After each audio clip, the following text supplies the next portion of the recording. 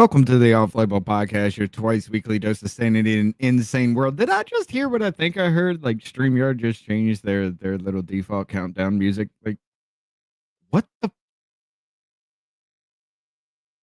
Anyway, ladies and gentlemen, we're gonna get into the House Rules Committee. Now, this is a few of these House resolutions and joint resolutions and things to say, hey, this is how we're gonna spend your money.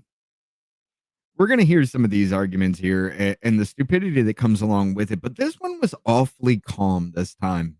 Like, usually in a House Rules, it can be kind of like snippy and people want to just argue and things like that. But this one was, for the most part, from what I heard about it, it was incredibly calm.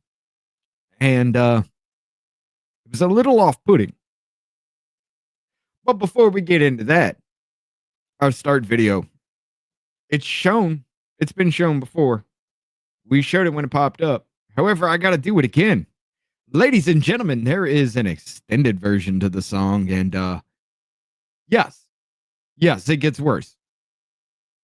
Let's start the show.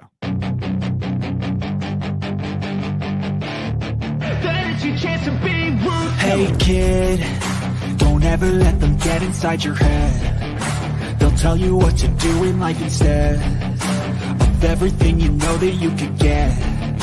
Don't let them guide your life towards regret. I'll fight for what I love with every breath. My past is filled with things I won't forget.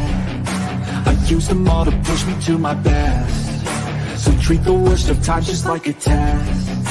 If only I could go back in time, I'd tell myself that everything will end up alright. Just push yourself, test yourself, figure out what you like, and find your limits, don't be rigid, always work towards a prime. Surround yourself with open minds, people can change your life. A few friends with intent can help you feel alive. Find a passion, take some action, and with a little time, just be patient, make a statement, try to enjoy your life.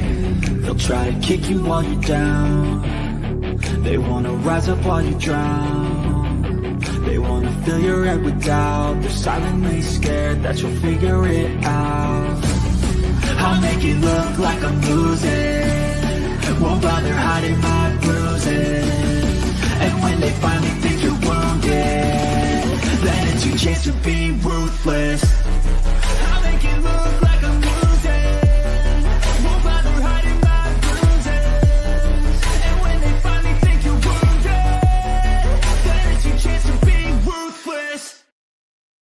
Hey, let's write something. What rhymes with even? As in, It gets worse. I get mad, I get even. I drenched my grandma in semen. My uncle touched me before I got beaten. Once a kid enters my basement, he ain't leaving. The plane's headed for the towers, ain't scary. The planes inside the towers aren't leaving. Both towers are now leaving. I'm in love with a girl in Thailand, but she turned out to be Steven. Cops on my back, yeah, they stopped me from breathing. I'll get mad, I get even. Violence is something I believe in. I have to feed the children in my basement because they haven't eaten. The children in my basement can't stop screaming. I don't get mad, I get even. To find a body in the freezer, but the door won't close cause I couldn't get the easy. My meat has just got beaten. A person with no taste buds is called a vegan. Shut it! If it ain't a party, I'm leaving. Drink said he's still a child. I can put my needs in. I'll take the chair and hang from the ceiling. I am secretly born and free man. My boy loves bitches, we call him Steven. My boss sees kids who be breathing. I don't get mad, I get even. You want something, I'm keeping. My pain is what's a day to get even. The thing who always ain't leaving. There's no question of the enemies while we watch the dog get eaten. Evil's the reason that I'm not asking out of Aiden. I argue with the deaf guy, but he ain't hearing. Shut it. Told you it got worse, ladies and gentlemen. Ah, that extended cut was great. I had to do it again. I had to play it again for that. That just like as soon as that shut it came out and it said if it ain't a titty party, I'm leaving. I was just like, what? There's more to it. I was pleasantly happy. Yeah. Yeah, that was great. Sorry, ladies and gentlemen. I just love the savagery of humankind sometimes and just ways to make jokes and things like that. Just perfect. Anyway. Oh, Jesus. What happened? Why is this not? Oh, they're still going. Holy shit. Ladies and gentlemen, it is 8 o'clock at night. This fucking committee, I thought it was only 3 hours. This fucking committee, I was only going to do like 2.5, and then just fucking call it. But this committee's still fucking going, guys. This started at like, it went live at 2:45, but they really gavelled in close to around 3 o'clock my time. So that would be 3:40, 4 o'clock their time. And they're still going. But we're going to go back to the beginning to hear it out and hear all the stupid. I do want to hear Chip Roy's point before I end it. I do want to go back and hear his point on that one. But let's go. And it's all mono. I don't know why. Good afternoon. The committee will come to order. Without objection, the chair is authorized to declare recess at any time. Check this shit out. It's all mono fucking tone. You barely hear anything out of the other side when they're talking. I had to switch out my earpiece because I couldn't hear. Because it's all in mono fucking instead of stereo. It's a mono fucking sound. Why? I don't know. But what's going on, everybody? We got Carolyn Hall in the house. Today, the Rules Committee is Muff convening Rando's with to us. consider the fiscal year 2025 budget Shane resolution, Sousa's in the as house. well as two Congressional Review Act resolutions, Honey Hey Monk is with us. 20 and HJ Res 35.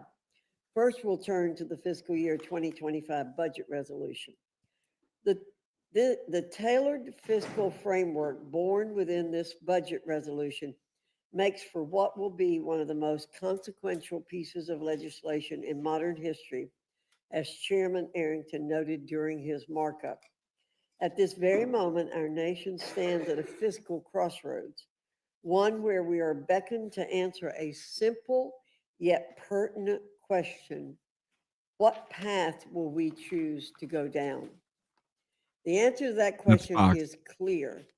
We must embark upon a path that restores the fiscal health and vitality of the nation. This budget resolution is the primary vehicle to get us there. It is not lost on me, or frankly anyone on our side of the aisle for that matter, that there will be spurious caricatures and distorted criticism that will be lobbed at this budget resolution. Before that even happens, let's talk about what it really does and how it will work to put the nation back upon a sound footing where it belongs. First, the budget resolution aligns with the American people's mandate from November 5th. It's going to irritate, though. Upon President Trump's just letting you know. Robust America First agenda. It eliminates the possibility of the greatest tax increase in history being levied against every American and their families. It provides ample resources to the military so that the common defense of the nation remains unencumbered. It also allocates. Make jokes, guys, but this woman's pretty badass. I'm not gonna lie. She's pretty badass. She's sharp as shit for an 80-year-old woman. But yeah.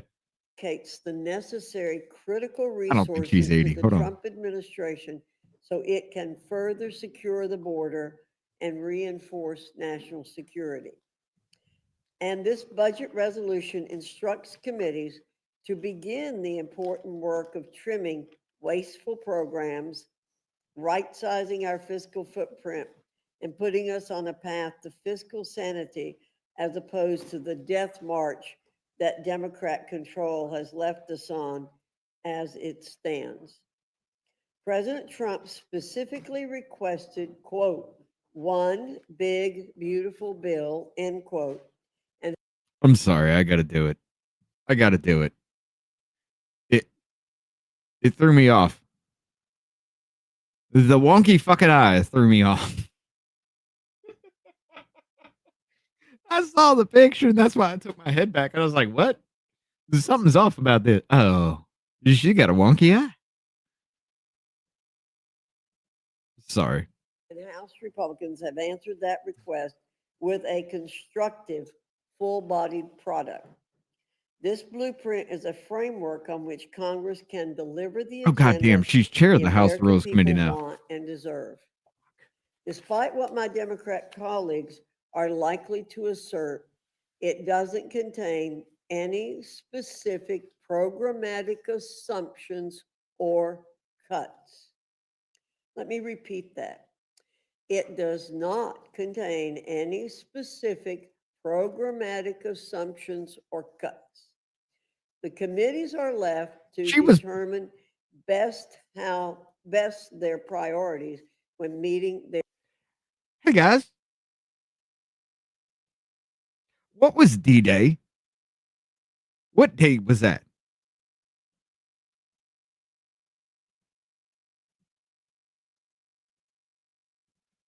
Hold on. I'm gonna let it run while I figure this out real quick. Their instructions. In short, beckoning back to my earlier remarks, we are at a crossroads. Okay.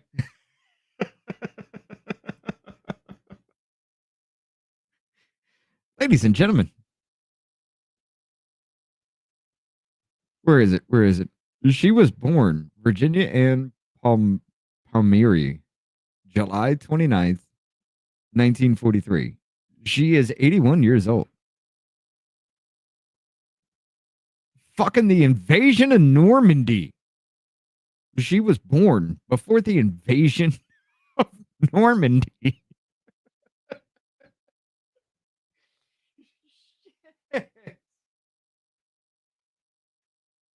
Hey, she can still read. She can still move.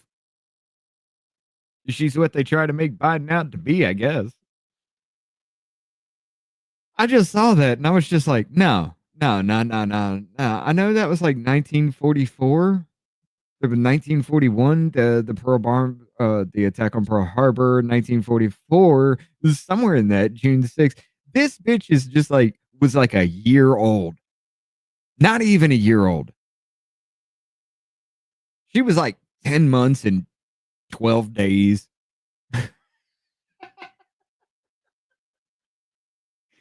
I'm sorry, no. 11 months and 12 days. But yeah.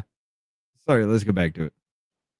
Do we embrace a pro-growth, pro-America first, pro-taxpayer budget that puts us on a sustainable path, or do we embrace the She's not the failed boomer policies generation, though. of the last 4 years? She's the generation I say before the that. choice is clear, and we need to get to work. Now we'll turn to our two Congressional Review Act resolutions. HJ Res 20 would overturn the Department of Energy's previous rule that would ban certain natural gas water heaters from the marketplace. The department's rule is entirely misguided and acts as a cudgel against consumer choice and would deal a serious blow to seniors and low-income households. Republicans understand that consumer choice is not something to be trifled with. Consumer choice plays an integral role in our domestic marketplace, and it must be respected. HJ Res 35 would overturn the Environmental Protection Agency's previous rule Bitch was born at that the would end of World War impose II. a significant fee against oil and natural gas facilities if their respective methane emissions exceed specific I don't know why that fucks with and me so much. entirely arbitrary levels.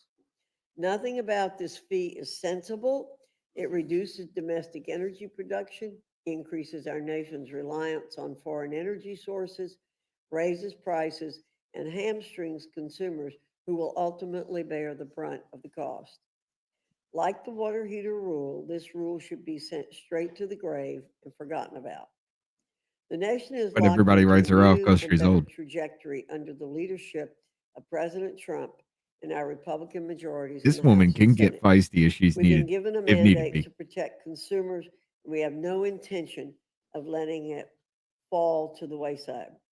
With that, I look forward to today's discussion, and I now yield to the Extra ranking boomer. member, Mr. McGovern, for any comments he wishes to make. Well, thank you, Madam Chair, and let me welcome our witnesses as well. And let me just begin by saying I actually read the budget. And it will come as no surprise to anybody here that I've come to a different conclusion about this budget than the chair of this committee. Yeah, she's part of the silent The sheer generation. magnitude of the cuts that are proposed in this budget are going to hurt regular people and a lot of the people that I represent. So today we're here to discuss the Republican budget, a budget, in my opinion, that is a betrayal of the middle class. There is nothing America first about this budget. This is about gutting programs that help everyday people so that Republicans can give more handouts to billionaires and special interests. I mean, I keep hearing Republicans run these ads about how their budget is going to put money in regular people's pockets. Talk about misleading. You conveniently forgot to mention that billions and billions this budget gives away to the ultra-rich. And you forgot to mention that you're stealing from regular people to do it. People will see their... You forgot to mention that you're telling on yourself, sir. You really have forgot to mention that you're telling on yourself with this shit. Okay? Because from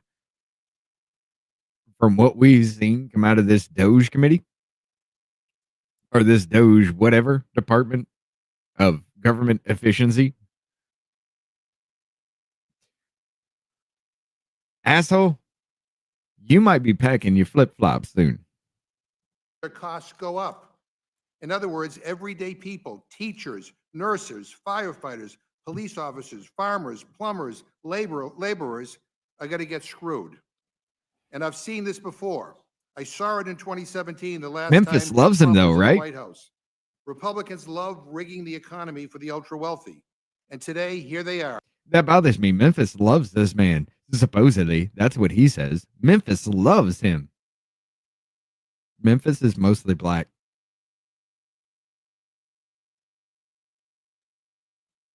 You think black people would actually like this guy to represent them? Especially when all he's doing is fucking lying and he knows it? Keeping the gravy train rolling for billionaires, making it possible for them to pay a lower effective tax rate. No, I'm sorry. No, that's Cohen. That's Cohen from Memphis, not McGovern. My bad. I fucked that one up. The working people of this country. And by the way, you know who else loves this budget? The price gouging corporations that have been squeezing families at the grocery store, at the Where does gas it come pump, from then? and on their rent checks. A lot of them pay nothing in taxes. They pay nothing. In fact, nearly 50 companies in the S&P 500 reported paying no income tax expenses in 2023. And you wouldn't dare do anything about that. Massachusetts. And then Republicans have the nerve to lecture That us makes sense. about fiscal responsibility. That makes They sense. claim they care about the deficit, but they can't help themselves because this budget blows a massive hole in the deficit. You have $2.7 trillion, that's trillion with a T, in tax giveaways for the ultra-rich contained in this budget.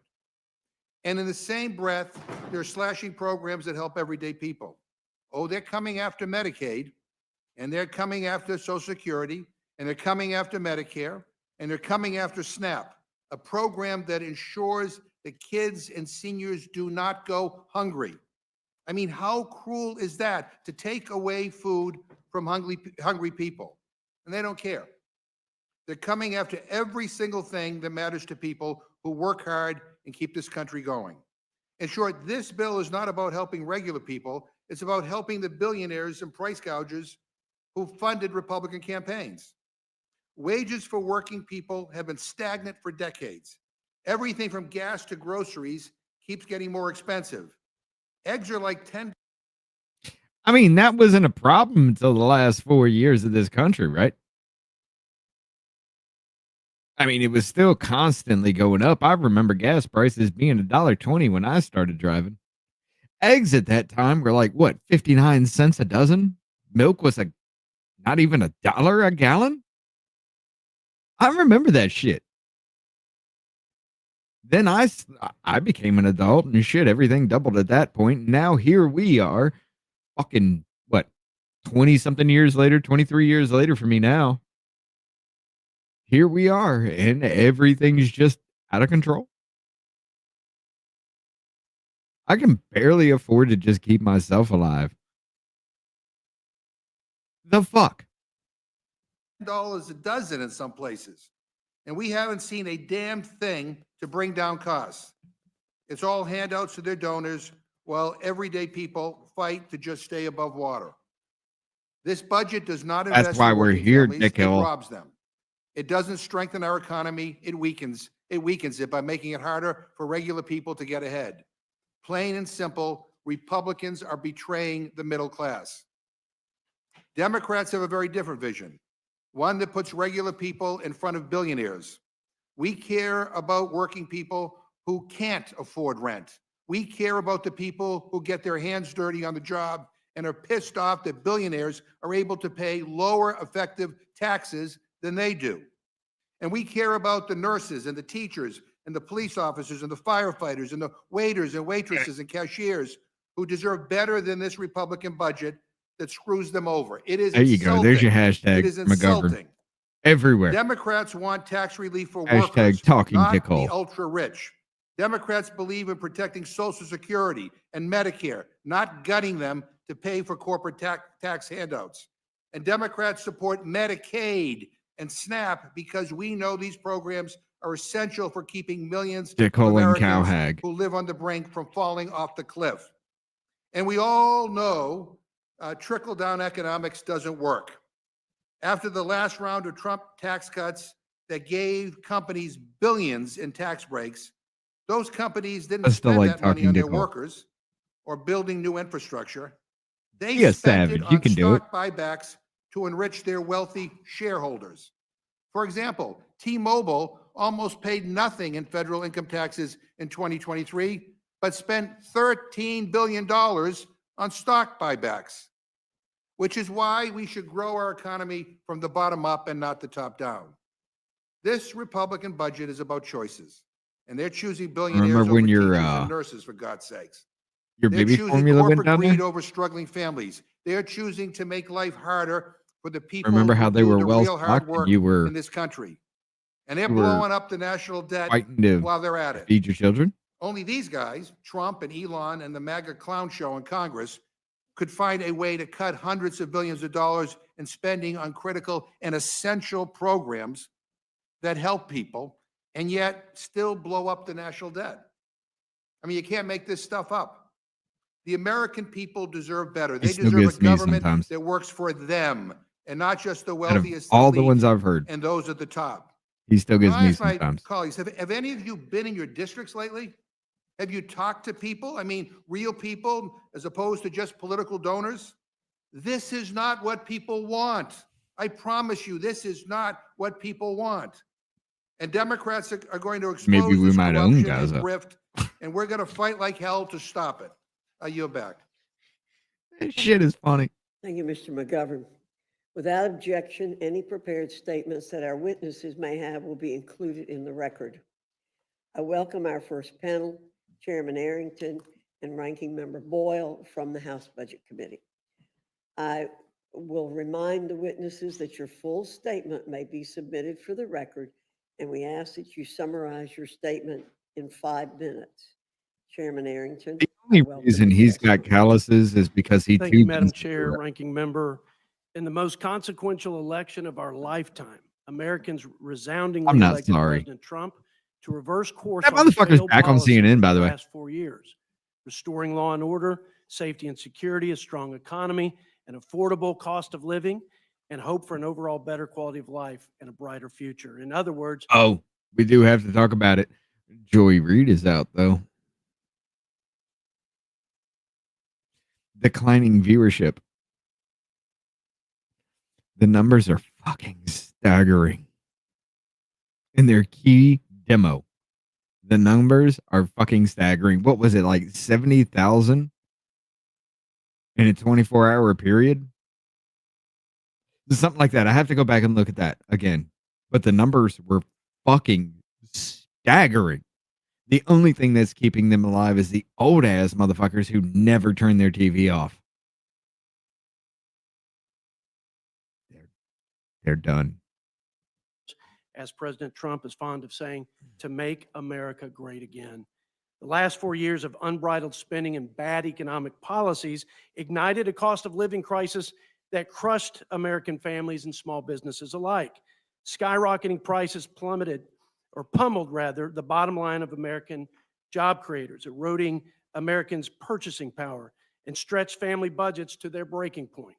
Today, we take an important step in unlocking the policies that will provide critical relief for families, reignite an American comeback, restore fiscal health to our nation by reining in Washington's runaway taxes, spending, and regulations.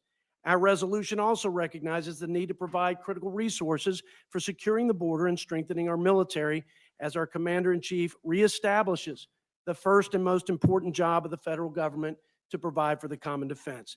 President Trump asked for one comprehensive bill to implement the full America First agenda, and that's exactly what the House Budget Committee has delivered. Almost shows. Now it's time for We'll stick all to the same Republicans schedule in both chambers to follow President Trump's lead by passing it, making We got these some more common coming up sense this week policies that are going to be a good. reality for the American people. This balanced budget resolution will achieve the following objectives. In order to make America prosperous again, we will reverse Biden's spending spree and bend the curve on mandatory spending. We will lock in tax cuts for working families and small businesses crushed by the recent cost of living crisis. We will open up domestic energy production and drive energy costs down for consumers. We will release the regulatory stranglehold that is choking our job creators and compromising economic freedom. We will right-size the bloated bureaucracy and root out massive waste and fraud in the people's government. And in order to make America safe again, we will provide the resources necessary to secure the border, support our Border Patrol agents, support our troops as we strengthen the military, and rebuild our military readiness. This budget reconciliation. Hold the fuck up. The Oversight Committee. Now, I'm pretty sure some of this is going to be the DOGE subcommittee. This subcommittee hearing, leading the charge, opportunities to strengthen America's energy. The subcommittee, that's got to be DOGE. America Last, how foreign aid had undermined U.S. interest around the world. Full committee hearing, the Government Accountability's Office 2025 high risk list. That is 12 p.m. That one's going to be a long one. Tomorrow. We're going to be busy this weekend with this shit. I don't care about the business meetings. Putting America's national security first. Emerging global threats from the oversight. As a subcommittee. All right. Let's see. We got judiciary. What is judiciary looking like? Jesus fucking Christ. No, they putting in fucking work, guys. Look, three tomorrow. Justice delayed. The crisis of undermanned federal courts. Is subject to jurisdiction thereof. Birthright citizenship. That's when I wanted to fucking hit up. I will be listening to that tomorrow at 1 p.m. As a matter of fact, let me grab that. I'll put it on both sides for you guys here in the chat if you want to go ahead and catch that one. That is tomorrow at 1 p.m. Central Time, which would be 2 p.m. Eastern. But yeah. Entering the golden age, ending the weaponization of the Justice Department. They start at the same time. We're going to be busy this weekend, guys. We got Homeland Security kicking up in a full fucking gear. they got a committee markup going on the 26th at 9.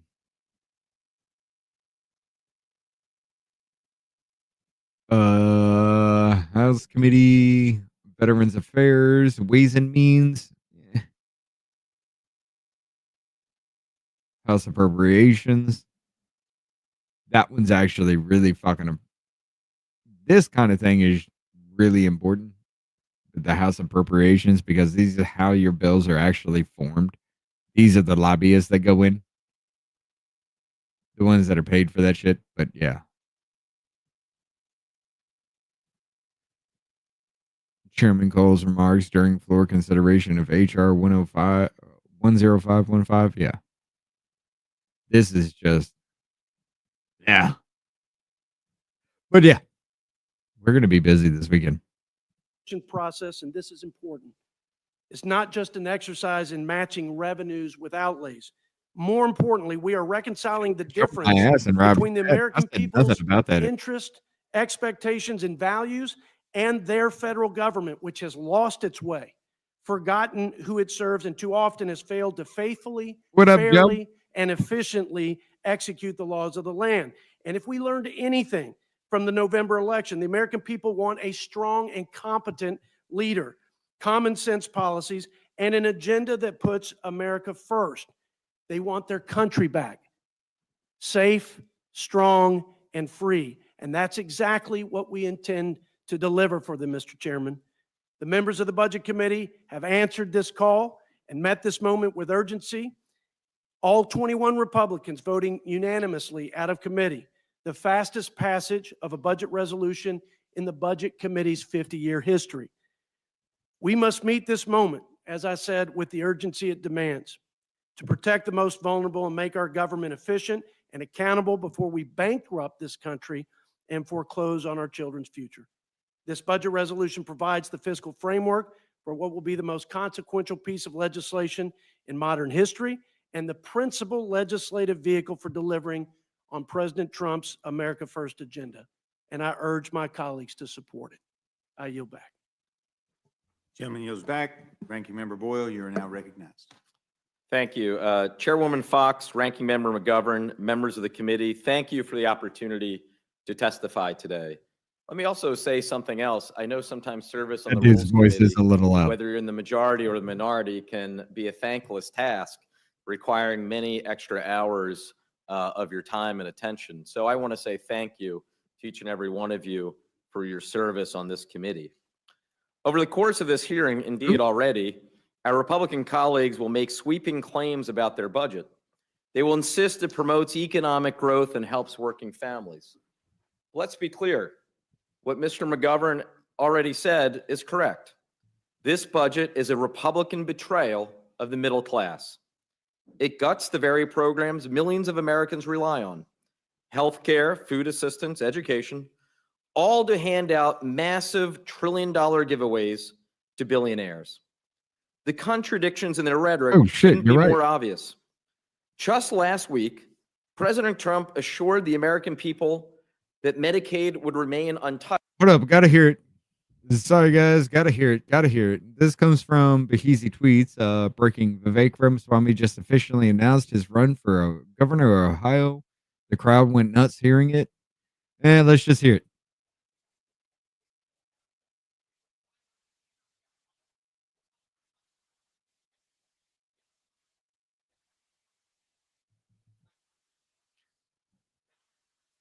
Oh shit, I never put it on screen. Look at me. I'm a dickhole. I will say this.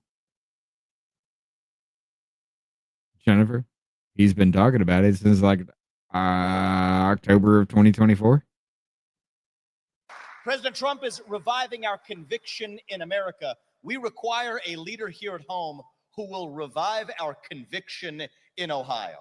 And that is why today I am honored to announce that I am running to be the next governor of a great state at the heart of the greatest nation known to mankind, the state where I was born and raised, the state where Apurva and I raise our two sons today, a state whose best days are still ahead. I am honored to announce my candidacy to serve as the next governor of the state of Ohio. Well done, sir. Well fucking done. I'm going to admit that. Well done. That's where you should have actually fucking started in the first place instead of trying to jump straight into politics. Dude, it fucking worries me when somebody actually goes into a kind of a situation where they just come up out of nowhere. You know, kind of that's it. It worries the fuck out of me. I like you, but I want to see what you can do before I put you in the driver's seat of any damn thing. Let's see what comes out of Ohio. Yeah, Ohio.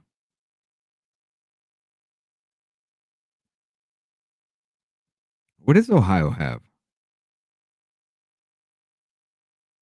I'm gonna turn this on while I look at that. Indeed, I believe his exact words were he would, quote, love and cherish Medicaid.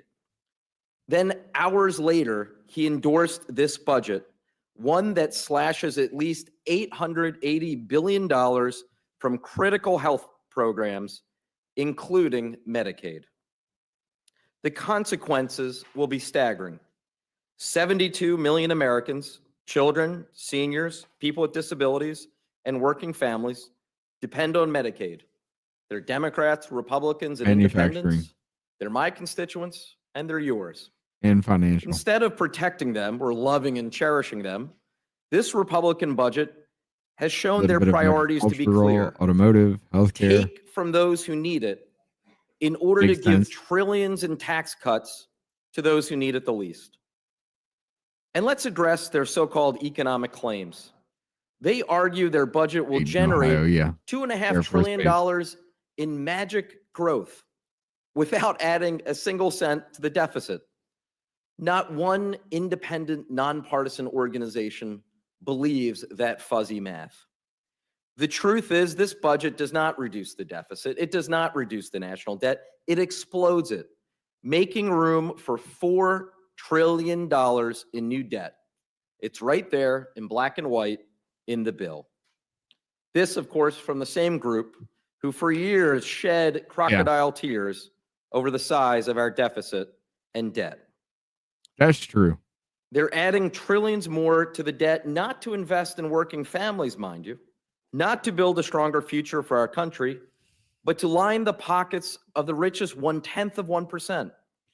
Folks who will receive at least a tax break of $314,000 per person. And who pays the price? Everyday Americans facing higher health costs, fewer the more protections, you watch, the more you see that, and a government that turns its back on them. The American people deserve better. You can also and the tell Democrats on the House in their Budget Committee fought back. Less than 2 weeks ago, over the course of a 12-hour markup, House Budget Democrats offered more than 30 amendments, fighting to protect Medicaid, safeguarding critical programs, and standing up for students, educators, workers, and veterans. Unfortunately, the majority rejected every single one of these amendments. Given the choice between standing with the hardworking people who built this country and standing with billionaires, Carolyn, they chose billionaires. That'll work. A budget is not just numbers on a page. It's a statement of values. It reflects priorities. It is a vision for the kind of country we want to be. Republicans have made their priorities clear. Cut Medicaid, cut $1.5 trillion at least from critical programs in order to pay for trillions of dollars in tax cuts for the richest 1%. Again, I thank you for the opportunity to testify and look forward to your questions. I yield back. Gentleman yields back, noting exceptions to Ranking Member Boyle's statements. I now recognize Ms. Fishbach for questions. Thank you, Mr. Chair. And I just want to confirm that we're talking about the budget resolution because it's there's a lot of talk about cuts and all kinds of things, but we're talking about a budget resolution right now. And Damn. our colleagues are claiming that this resolution does a number of things that it doesn't actually do. And I do think it's important to point out that the real reason that we're here. Nah, he's actually got a right. His head's shaping correctly. Largest single tax increase on working families in recent history.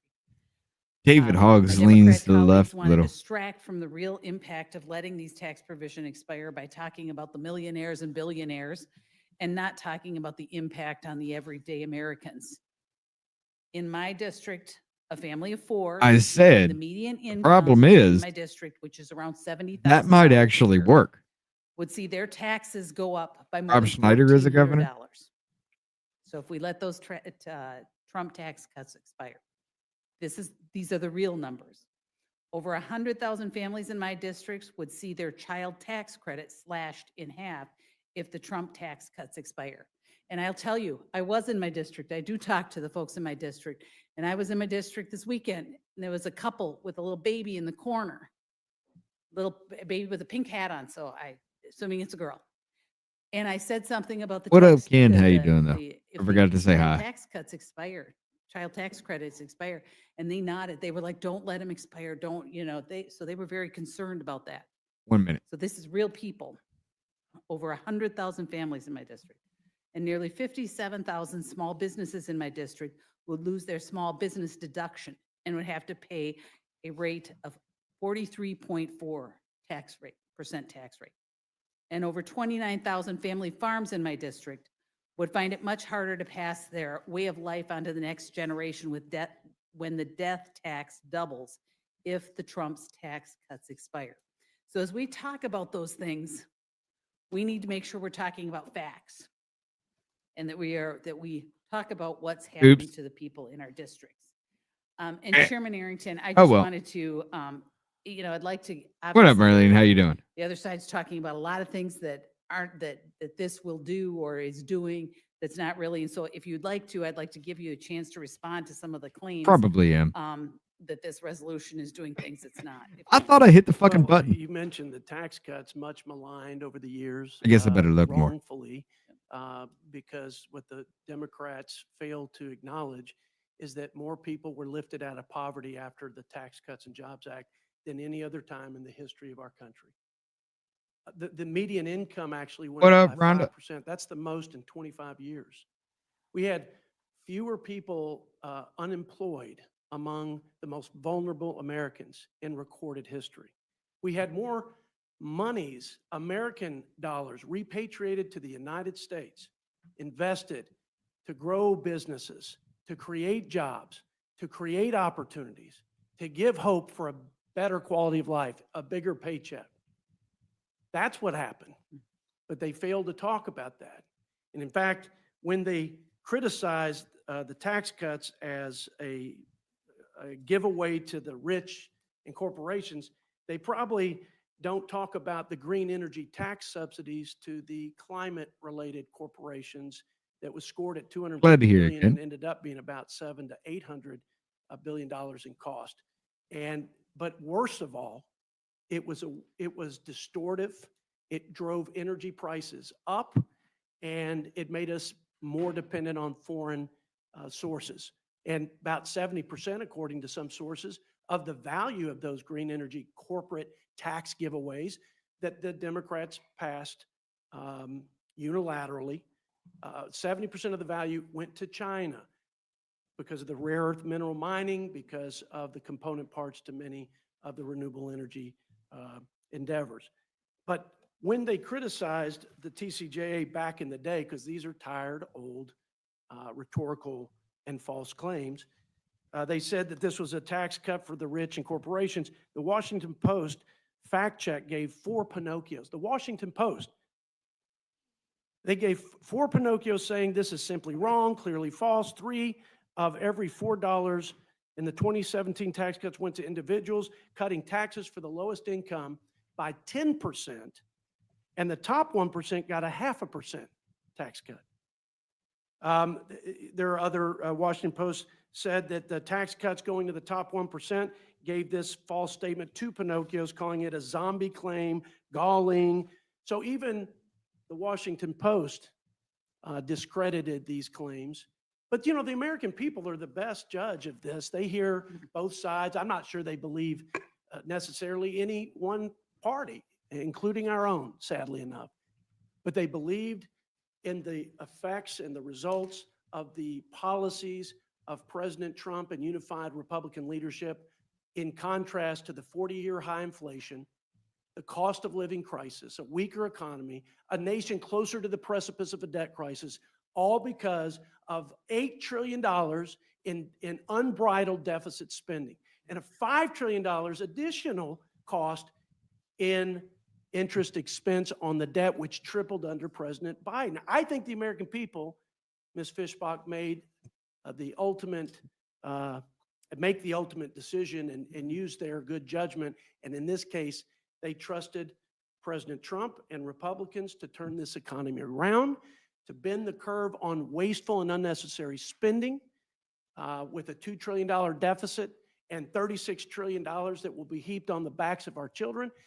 I think they believed and trusted in him and us to do this very thing. And it will be much maligned going forward. There'll be lots of false claims and fear mongering. We've got to do what we know is right for our country, for our children's future, and for America's leadership in the world going into the better part of the 21st century. Thanks for letting me have that opportunity. Thank you very much. And I will just sum it up. And what I think that my Democrat colleagues like to do is to distract from the real facts by talking about millionaires and billionaires and not the average American who will suffer if we don't extend these tax cuts. The tax cuts for the families in my district and in theirs, the tax cuts for the small businesses in my district and in theirs, and the tax cuts for the family farms. And I think we need to focus on that because the Democrats will continue to try to confuse and distract people with talking about millionaires and billionaires. And with that, I yield back. Gentlelady yields I mean, back. Now she's right with that, recognize, though. Ranking Member McGovern for his questions. Yeah, no, I'll agree with the chairman of the committee. I think that the American people are the best judge. And I'd encourage my Republican friends, I'd encourage the chairman to go home and do a town hall meeting. You get an earful right now because people are like shocked that they thought that Trump was going to focus in on lowering the cost of living for people, lowering the cost of eggs and lowering the cost of fuel and lowering the cost of rents and everything else. And everything's going in the wrong direction. And with the promise of tariffs, things are even getting worse. Yeah, so go home and do a town hall, listen to people. And they see through this. We could talk all we want about how, oh, don't worry about Medicaid. Why'd you stop? And don't worry about Medicare and don't worry about anything. Everything's gonna be beautiful. And then you look at the numbers that are contained. Come in this on, budget, Ken. You know it you just can be defies savage over reality. here. People are tired. Let of it the all out. BS. They really are.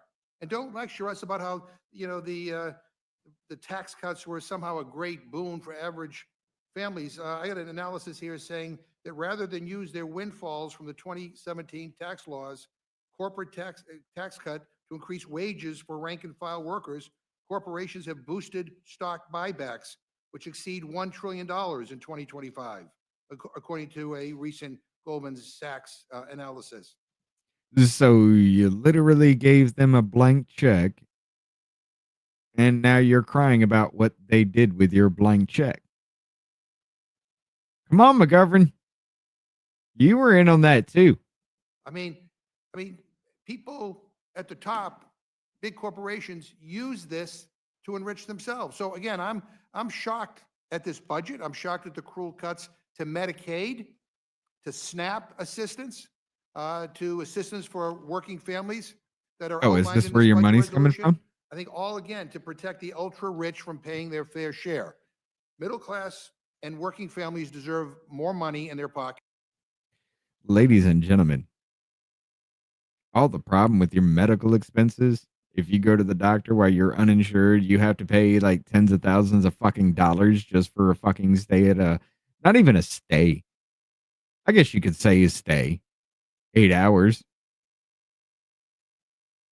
But for that, you spend 10,000 fucking dollars if you're uninsured. But yet, if you complain about not having insurance and not having a lot of money,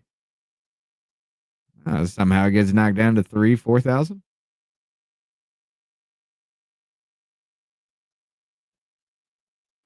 It's almost like that inflated number is because the government's got its hands in it.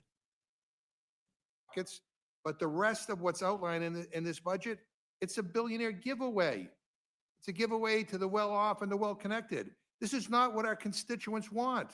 In fact, this Republican budget plan is a betrayal of the middle class that funnels taxpayer dollars into giveaways for the ultra rich. This is inhumane, and Americans are watching exactly what you're doing. And on top of all of this, I think it's hypocritical.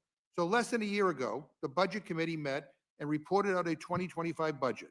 That budget never came to the House floor, but every Republican on the Budget Committee supported it. That is going to be Now, Scanlon. Chairman Arrington, you're back with a new Representative 2025 Scanlon. budget that also has been reported out by And your she will committee. scare the living shit I out of think you. it's revealing to compare the two. For instance, last year you brought forward a budget that would result in You the wanna United talk about the States Crypt Keeper. being $40 trillion in debt in 2034. Now, less than a year later, you're before us with a budget that would instead result in the United States being $56 trillion in debt in 2034. What in the world has happened in the past months Do that has better. made you think it's appropriate for our nation's debt I listen to increase this at by work. 40% over your prior budget? I listen to some of this at work. I'm not gonna lie. Thank you, Mr. Chairman, or Mr. Ranking Member and dear friend. And you are a friend. But it's, I think, important to note that my Democrat colleagues never did a budget resolution in the committee, not once. We at least laid out a framework for a balanced budget, which was the first one that you mentioned. And now we've worked in regular order to put forward a balanced budget resolution that will not add to the deficit. Well. And so you ask what the difference is. The difference is we have a conference. I bet that it worked did. collectively to make sure that we put the policies in place to grow this economy and start to bend the curve on mandatory spending, which is 75% of the budget and 90% of the increase in the budget, and certainly the preponderance of what's driving the debt. The last time anybody's even touched mandatory spending in a significant way was in 1997 at $400 billion. It was a bipartisan effort to reduce the deficit. We are long overdue for this. But the numbers Yeah, I'm go ahead. giving you, Mr. Chairman, are from your very own budget. On page 6, line 16 of your fiscal year 2025 budget resolution from the 118th Congress, just over $40 trillion in debt Yeah. in 2034. That's your budget. And then on page 6, line 9 of the resolution we're discussing today, That is true. $55.5 trillion. I remember being told about the Whiskey Rebellion. Boiler, are you able to confirm that? If you want to direct me to the page, I believe that you are correct, but if you want to direct me to the page, I can. Page 6, line 9 of the resolution we're debating right now. Fiscal year 2034, 55 trillion, 566 billion, $372 million. So yes, that is correct. Yeah. And More then- than $55 trillion. Yeah, and then and this was in the last year's budget was at $40 trillion. So I mean, clearly something has changed. I mean, the double talk on the budget, I think, is absolutely incredible. Republicans claim this is a responsible budget that will help, not hurt the debt, but their own resolution plans on $16 trillion more in terms of dollars going to add to the debt. Hey, Mr. McGovern. You do realize that's how modern business theory works, right? Honestly. Business moguls will buy in, go into debt with an area where they know they're going to succeed in, build a fucking badass market out of it. I mean, you try to throw Trump in jail for that shit. And with the returns and the income off of that, it kind of adds in the favor. Not to mention all the shit that Doge is actually starting to see that we can cut out over, I'm sorry, what was it, 120 billion last time I saw it? Let me look at it again. As a matter of fact, I'll bring it to you here on this one.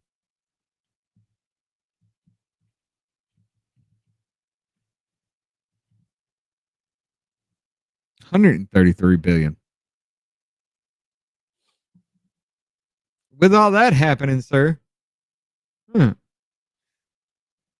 maybe a little bit of the spending can be done when we get your hands out of our pockets, so that way we can manage the spending. How about that, dickhole? $16 trillion more than they planned on just last year. Talking And dickhole. there's another difference between Hashtag. last year's Republican budget and this year's one that I find particularly interesting. Last year's budget had a whole section about limiting budget gimmicks that, quote, obscure the federal budget's true condition, end quote. This year, that section is mysteriously missing. Ranking Member Boyle, is that because Republicans are now using such budget gimmicks to try to justify voting for an explosion to our national debt? The short answer is yes. I would refer people to the Committee for Responsible Federal Budget, certainly not a progressive organization and one that has been an equal opportunity, one that has actually criticized both sides in recent years when it comes to deficit and debt. They have pointed out repeatedly just what an absolute gimmick this is. It assumes growth projections that are entirely unrealistic and no nonpartisan group comes anywhere close to coming up with in order for them to mask the fact that this explodes our deficit and debt. Yeah, and I think what's clear to me is that the Republicans on this committee, on the Rules Committee, who voted for that budget last year, Mr. Roy, Mr. Norman, and Mrs. Fishbach, clearly shouldn't vote for this rule if they actually care about the deficit and the debt. You know, I had to point out that absurd contradiction, but now let's talk about what I think is the real scandal here, which is the constant tax breaks for millionaires and billionaires that Republicans keep on passing. Last time Trump was in charge, Republicans cut taxes on giant corporations, lowering the corporate tax rate by 14% and giving huge handouts to Amazon and Meta and every other billionaire corporation out there. Ranking Member Boyle, why aren't Republicans talking today about why aren't Republicans talking today about extending those corporate cuts? Yeah. So the original 2017 TCJA brought the corporate tax rate from 35% to 21%. That is obviously a 14-point reduction, but on a percentage basis, it's actually a 40% cut in the corporate tax rate. They decided to make that permanent. They didn't make, and I've heard a lot of conversation from the other side already about the tax cuts that were included for lower income folks and working class folks, tax cuts that were a pittance compared to what the richest 1% of Americans got. Nonetheless, they didn't make them permanent. They didn't make any of the tax cuts permanent. The only thing they made permanent were the corporate tax cuts, the 40% reduction in the corporate tax rate. Final point on this, because there was an argument, President Obama and a number of Democrats, such as myself, were arguing that we should reduce the top rate at 35% to something lower and broaden the base by closing loopholes. There was no company that ever came into my office that had the nerve to ask for a 40% reduction. They were looking for something in the high 20s, somewhere around the average of other nations. So the reduction from 35% to 21% was absolutely massive.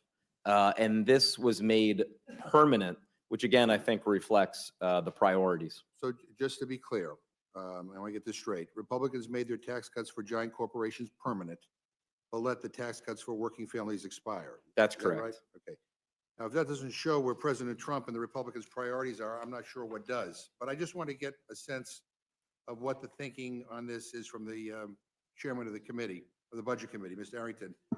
Mr. Chairman, and this is really a yes or no question. I'm not looking for necessarily a long answer, but is it your position that we cannot raise taxes on people making over $1 million a year by a single cent? Is that your position?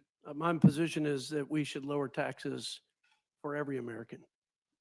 They pay too much in So taxes. millionaires and billionaires should get their taxes reduced. Well, our position at the time was, and of other points to make on the corporate tax rate, is that we differed from our Democrat colleagues who were okay keeping our business tax rates higher than communist China. We thought that was not wise nor competitive for American companies. So we simply wanted to give some competitiveness. Sorry, I We're was looking still something up. outside the top 25%, by the way, in terms of rates. But you could help us lock in comparable tax treatment to So- like 26 million small businesses with the 20% deduction. Well, in as you know, 199. there are corporations that pay zero in taxes because of all the loopholes that are in the tax law, right? And that's just a fact.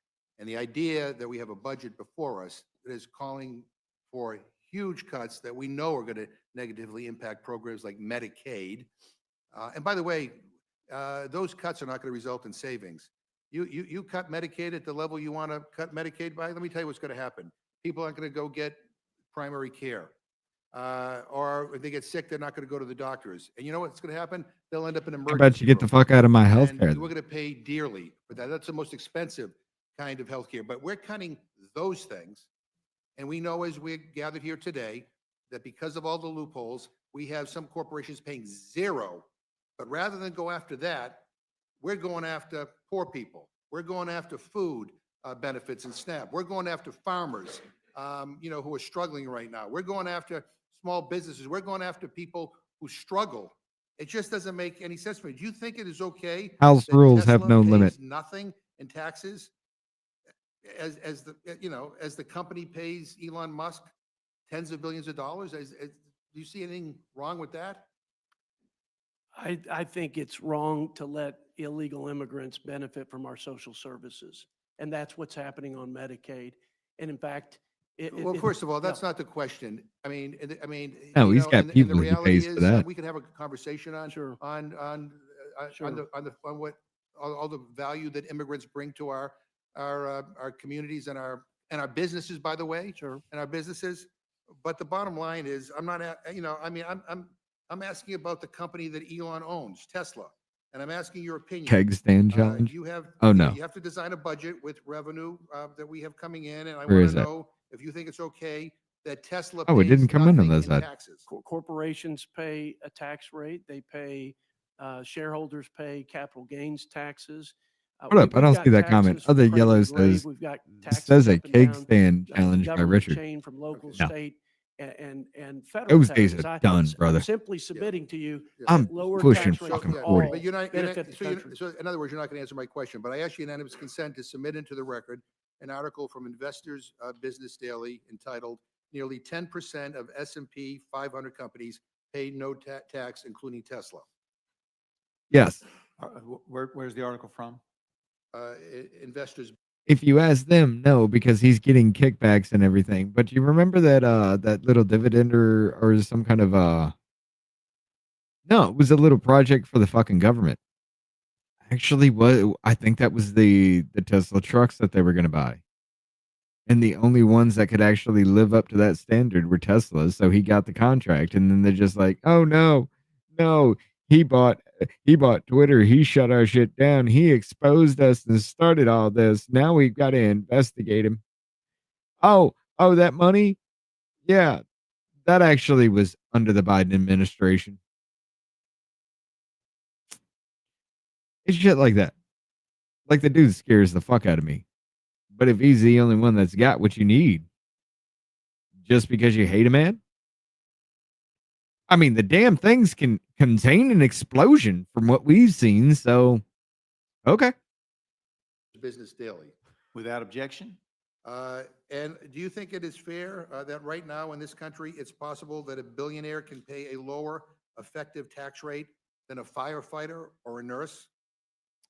I think it's unfair for 1% and unhealthy for the top 1% to pay almost half the expenses of our collective federal government.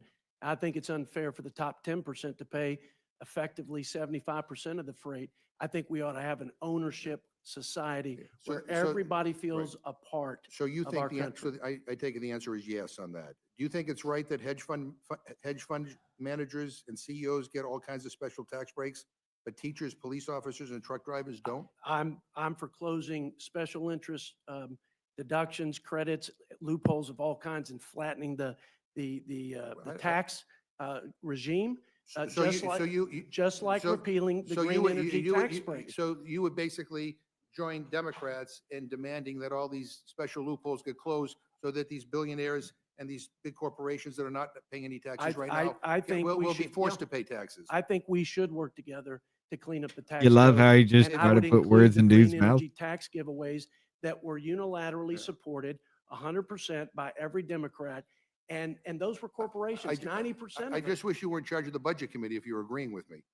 Because, this was an opportunity to kind of set out some goals here and some direction. If tax cuts for billionaires and corporations are job creators, like your side claims, why did they use the last round of Trump's tax cuts for stock buybacks instead of raising wages?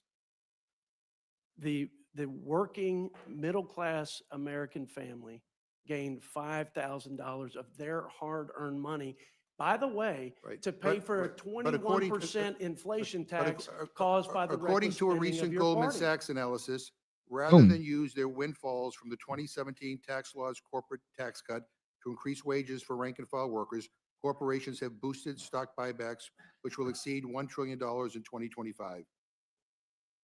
I would Uh, just note, yeah. you're closing in on 16 minutes. I appreciate it. But I've been on this committee when some of my colleagues on the other side have used 45 minutes or 60 minutes to go ask questions. So I'll try to wrap Appreciate this your up. discretion. Yeah, but this is important. I And appreciate this is the question. important. and There's we're- not a and we're lot of gonna have people that any can handle opportunity this kind of to shit here. debate this in any detail on the House floor because of the rules that my Republican friends are going to impose. Trump bragged about avoiding taxes and using loopholes. Do you support a system? But the reason why I love the House Rules Committee is it's not their little experts that they bring in. It's not the little people that they're asking questions from. It's members of Congress, well, members of the House of Representatives, arguing with other members of the House of Representatives about the bills that they want to bring forward.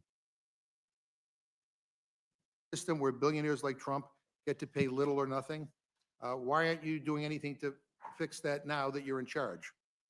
It I set think me we the should fuck off. broaden the base. I'd be I a, think we should I, clean I'd up be the tax ejected code. from the House. I think there are lots of ways to do that, by the way. Probably on from the both- Senate too. Where there are constituencies. Because I'd just be like, so to y'all speak, motherfuckers are too goddamn that dumb for benefit this. or I'm that are done.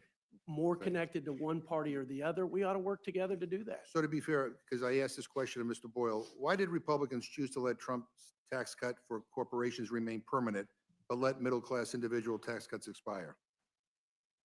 Well, the corporate tax rates were the most pro-growth of all. So when we talk about the $5,000 in wage increases, when we talk about poverty rates, when we talk about so you- repatriation, the biggest driver of that was making sure we weren't the highest taxed business enterprise in the Yeah, developed yeah. world and higher Yeah, than I communist just told you China. how they use that money for stock buybacks. And by the way, just for the record, I'll be honest with you, billionaires need us.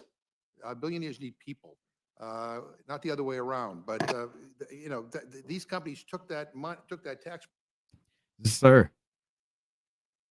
It all feeds off the same pool of bullshit. To create billionaires, you need people like us. Yes. But for people like us to buy things to create that billionaire, don't we need to earn an income? And by making multiple companies and opening up multiple brick and mortar stores all over the place, isn't your revenue stream increasing through all that to where you can become a billionaire? I thought that was the American dream. The fuck are you trying to argue why every single person in America shouldn't be the richest motherfuckers walking the face of this planet? Even the poorest of the poor among us are still actually pretty fucking wealthy. Let's just be honest. From a global standard, I don't want that global standard elsewhere to come here, though. That's the fucking problem. And the problem is, dickholes like this are trying to say all that spending we just did not too long ago. Yeah, don't take it away because people will die. That's their only fucking argument now. It never ends. It's the same dumb shit. Are you even arguing for transgenders, being paid for Medicare and things like that? The hormones, shit like that. This is why these motherfuckers don't want to let it go. And this is why you don't have insurance. Well, unless you want to do a lot of arguing, you're going to go in massive debt if you go to the hospital. break, and they enrich their shareholders. Will you support a reconciliation bill outlined by this budget resolution that has any cuts in Medicaid or Medicare? I will support a budget resolution or a reconciliation bill that does not allow hard-earned tax dollars to flow So- to people who are in this Yeah, country yeah. illegally. Yeah, And I will but you're not also an- support a you're not bill- answer- You're not answering my Yeah. question. Will you support a reconciliation bill that cuts SNAP? You have some members of the House that would actually do Mr. that. McGovern, this exercise is not about cutting benefits from, in It spite is. of your It Men comments. and is. women. It's It not. is. It's actually expecting that the tax dollar that was intended to go to the beneficiary goes to the beneficiary, not an illegal Right. immigrant. And not well, somebody that doesn't I don't even know qualify what you're for the talking job. about. Well, I mean, people. May I give you an pe- example? People who on the tax cuts, the Trump tax cuts, thought that these businesses that got the most generous benefits were going to invest in increasing people's wages and investing in infrastructure and more jobs. They did not do that. But do you know what the? I'm assuming the answer to this is yes. But have you ever talked to a family who's on SNAP? Absolutely. And do you know what the average SNAP benefit per person per meal is? I don't want bills You've mentioned being it before. decided that way, though. You could tell me I don't have. Arguments, disputes, I mean, cool. Bring it to the it's- fucking floor. Right now, it's about $2.07 Bills? per No. person per meal, right now. Our back of envelope calculation on what benefits would be cut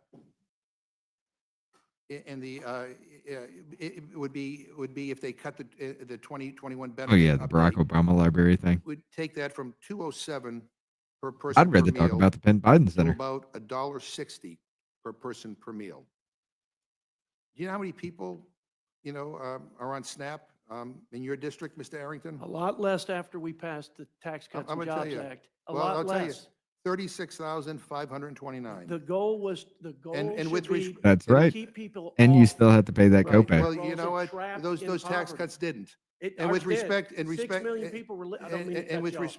well, the fact of the matter is, Ms. Arrington, 36,529 is quite a few people in your district. I have a And lot that more number- taxpayers in my But with district. respect to and I my have a lot Republican more colleague, people- excuse me, Yes, I'm, Go ahead. with respect to my Republican colleagues, and to you, Mr. Arrington, Yeah, please. you're doing these cuts, and you don't even know what you're cutting.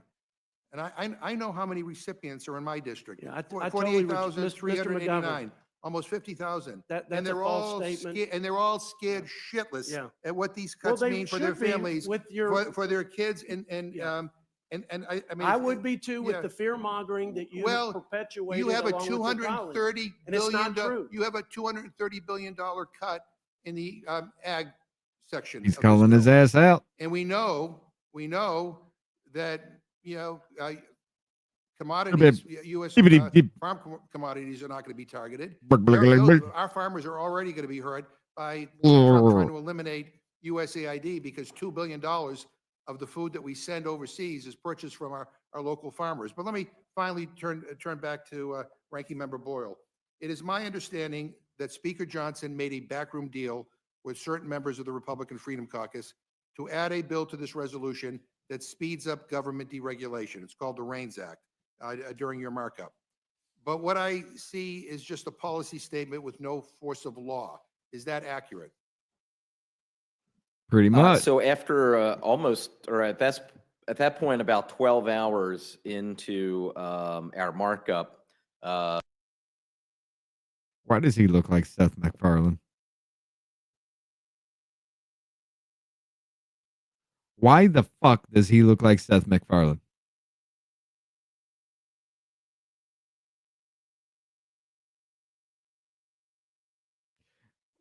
Why the fuck do we have so many of these characters in our government? What is this?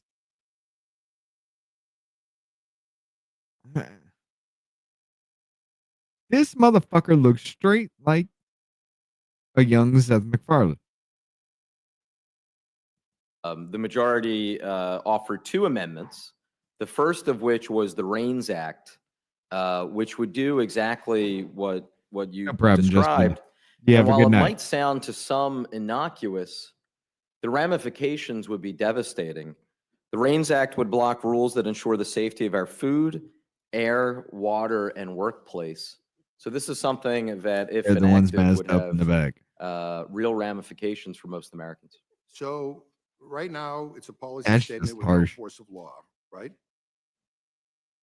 That's correct. And if they were somehow to make this fake provision real in this resolution, based on your understanding, would the REINS Act ever actually make it through the There's your Senate POC. in a reconciliation bill? Right behind McGovern. Well, that's where you run into, and I'm certainly not the Senate parliamentarian, but there is part of the rather quirky rules of reconciliation is this provision that there can be nothing attached to a budget resolution in order to remain under the rules of reconciliation to retain its privilege that can have a non-incidental budgetary impact.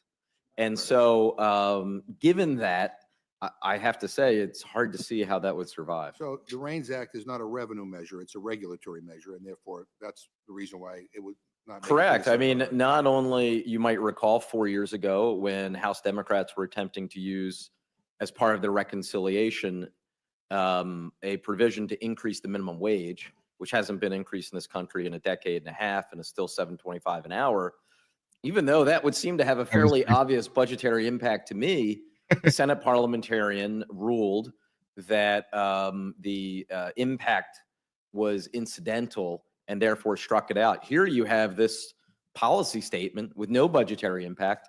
So it seems pretty obvious that it wouldn't fly with the parliamentarian, and it's pretty clear it would be taken out. So I'll just say, to people like Mr. Norman, if you're going to vote for this bill because the REINS Act, you might want to have a conversation with the Senate parliamentarian. So, for folks at home, and let me close here, and frankly, for some in this room, let me share exactly what's going on here. Speaker Johnson is trying to do a magic trick with this budget scam, and he wants to make sure that none of us look too closely, because he's telling the moderate Republicans one thing and turning around and telling the House Freedom Caucus another. And they can't both be true. So we'll see on the floor who the suckers are, and I yield back. Gentleman yields back. I would remind members and witnesses that we're not supposed to talk over one another when we can. I know we get excited and things are being said. Further, would remind folks that in Jefferson's Manual of Parliamentary Practice How about you Procedure, shut while we have the gone government away up from then? that, we weren't supposed to talk about what the Senate might or might not do because we're two independent bodies. With that, I recognize Mr. Roy for his questions. Thank the chairman. Thank both the chairman and the ranking member for appearing before the committee. We spent a lot of time together last week, or the week before, I guess. Mr. Chairman, we have before us a budget. Is that correct? That's correct. Budget resolution. We have no specific policies or programs that told you. are directly Told you, Ken, they're in the laid background. out in said budget as it relates That to woman's where just any panned all spending horribly or shitty. tax policy or anything else should be directed, right? That's accurate. There are instructions to committees. Is that right? That's right. There are instructions committees to meet the goals of the budget. Is that right? Correct. I'll ask the chairman a question carefully and state it in the form of what I believe. You can agree or disagree with it. That it would be ideal if we were balancing our budget. We are not. I mean, I don't see That we currently anybody are that this spending guy just roughly like $7 tries to hang on trillion the a coattails year. of, and he's got no in our problem total standing spend. against That's correct. the people That he is up stands with from in Congress. $4.5 trillion a year in 2019 pre-COVID. Is that correct? That's correct. So we are up $2.5 trillion in just over 5 years. Is that correct? 52% since COVID. God damn. That is driven in significant part by inflation, by policies that have been adopted and that have driven inflation over that time. What the hell was that? That's true. Also driven in significant part by policies pursued by the previous administration. Everything just froze up for a and to second. some degree Congress. True? including $2 trillion in executive orders by President Biden. which have both an inflationary impact as well as a budgetary impact, That's correct? That's correct. In addition, the Inflation Reduction Act, so-called subsidies, which I believe, and correct me if I'm wrong, 90% of said subsidies go to billion-dollar corporations, That's correct. that those subsidies have both an inflationary impact and a budgetary impact, correct? That's correct. And we are dealing with the impact of both the budgetary impact and inflationary impact, correct? That's correct. So what the American people want us Fuck to it. do, and what we're trying to do with the budget, is try to I've close had that my gap go. and I'm figure good. out how we can get that back down in terms of constraining the size, scope, and government programs, dead which is battery. both causing the inflation, Let me and out is of then this causing shit. the spending, and the spending is causing the inflation, and it's a vicious circle. Is that a fair statement? That's a fair statement. Well put. And that I assume the chairman would agree with me that we could reduce spending, and that we should seek as a goal to try to get back to the pre-COVID trajectory of spending. Is that correct? Ah, It would be a reasonable goal. Yeah, we could do better, but that would be at least Maybe a it was the modest goal to Obama try to get back to administration? that. And I said, I used the word trajectory. I didn't say we'd go back to exactly that specific level. So for example, our friend from Wisconsin, Senator Johnson, has said, I'm not going to comment on what the Senate will do or not do, but just on what the senator has spoken about, that the senator has pointed out that if you adjusted that 2019 level of spending for Medicare, Social Security, interest payments with increase of interest, and adjusted it for inflation along those lines, that we should be at $6 trillion. Is that roughly correct to your understanding? That's my understanding. Which would be I $1 mean, it trillion is. less than the $7 trillion we're currently a spending. sniffer on my fucking phone can Okay. pick that shit up. I'm going to say this sheepishly. Does the budget that we adopted last week come close to addressing even that $1 trillion shortfall It in is, in the single year? in the grand scheme of things, it's a meaningful step in the direction we must go, and the continuous effort to rein in unnecessary and wasteful spending. But relative to the $7 trillion budget and the $1 trillion in additional spend post-COVID, we're talking about 150 to 200 billion a year. And does the budget that was adopted make certain assumptions? It does, correct? That's correct. Are the assumptions that the budget makes, we build into it spending reductions and instructions to reduce spending of what you just described of 150 to 200 billion dollars a year annually to total 1.5 to 2 trillion over 10 years? Is that one of our assumptions? That's correct. One of our, that's an instruction. That's an instruction. And then an assumption is that we are assuming 2.5%, roughly 2.55% economic growth. That's correct. Which Now- was the growth rate the last year of President Trump with unilateral Republican leadership, Republican policies in place, and it's well below You good, brother? the average of the recent and long-term history of our country and our economy. And correct me if I'm right. Now, look, full disclosure, right? Our recent trends have been closer to 2% growth. Is that correct? Over the last couple of decades? That's correct. Fair characterization. CBO currently has baked into the baseline an estimate of 1.8% growth. That's correct. We have had history in the United States over the last. I will say roughly that century, button give or masher take, that's flipping cameras, historic growth, and you're CBO putting would in a confirm little bit this of of work, and I appreciate it, 3.2% but growth. you Is that don't have to correct? do it every time somebody's History saying of what something we've been like that. Some cataloged. decades we had 4%. Correct. Some have been higher. We had the U.S. economy grew, to the best of my knowledge, 3.6% in 21 to 24, 2.7%, 22 to 24, 2.8% in 24, 3.1% since World War II. We grew by more than 3% in the 70s, 80s, and 90s, by more than 4% in the 60s and 50s.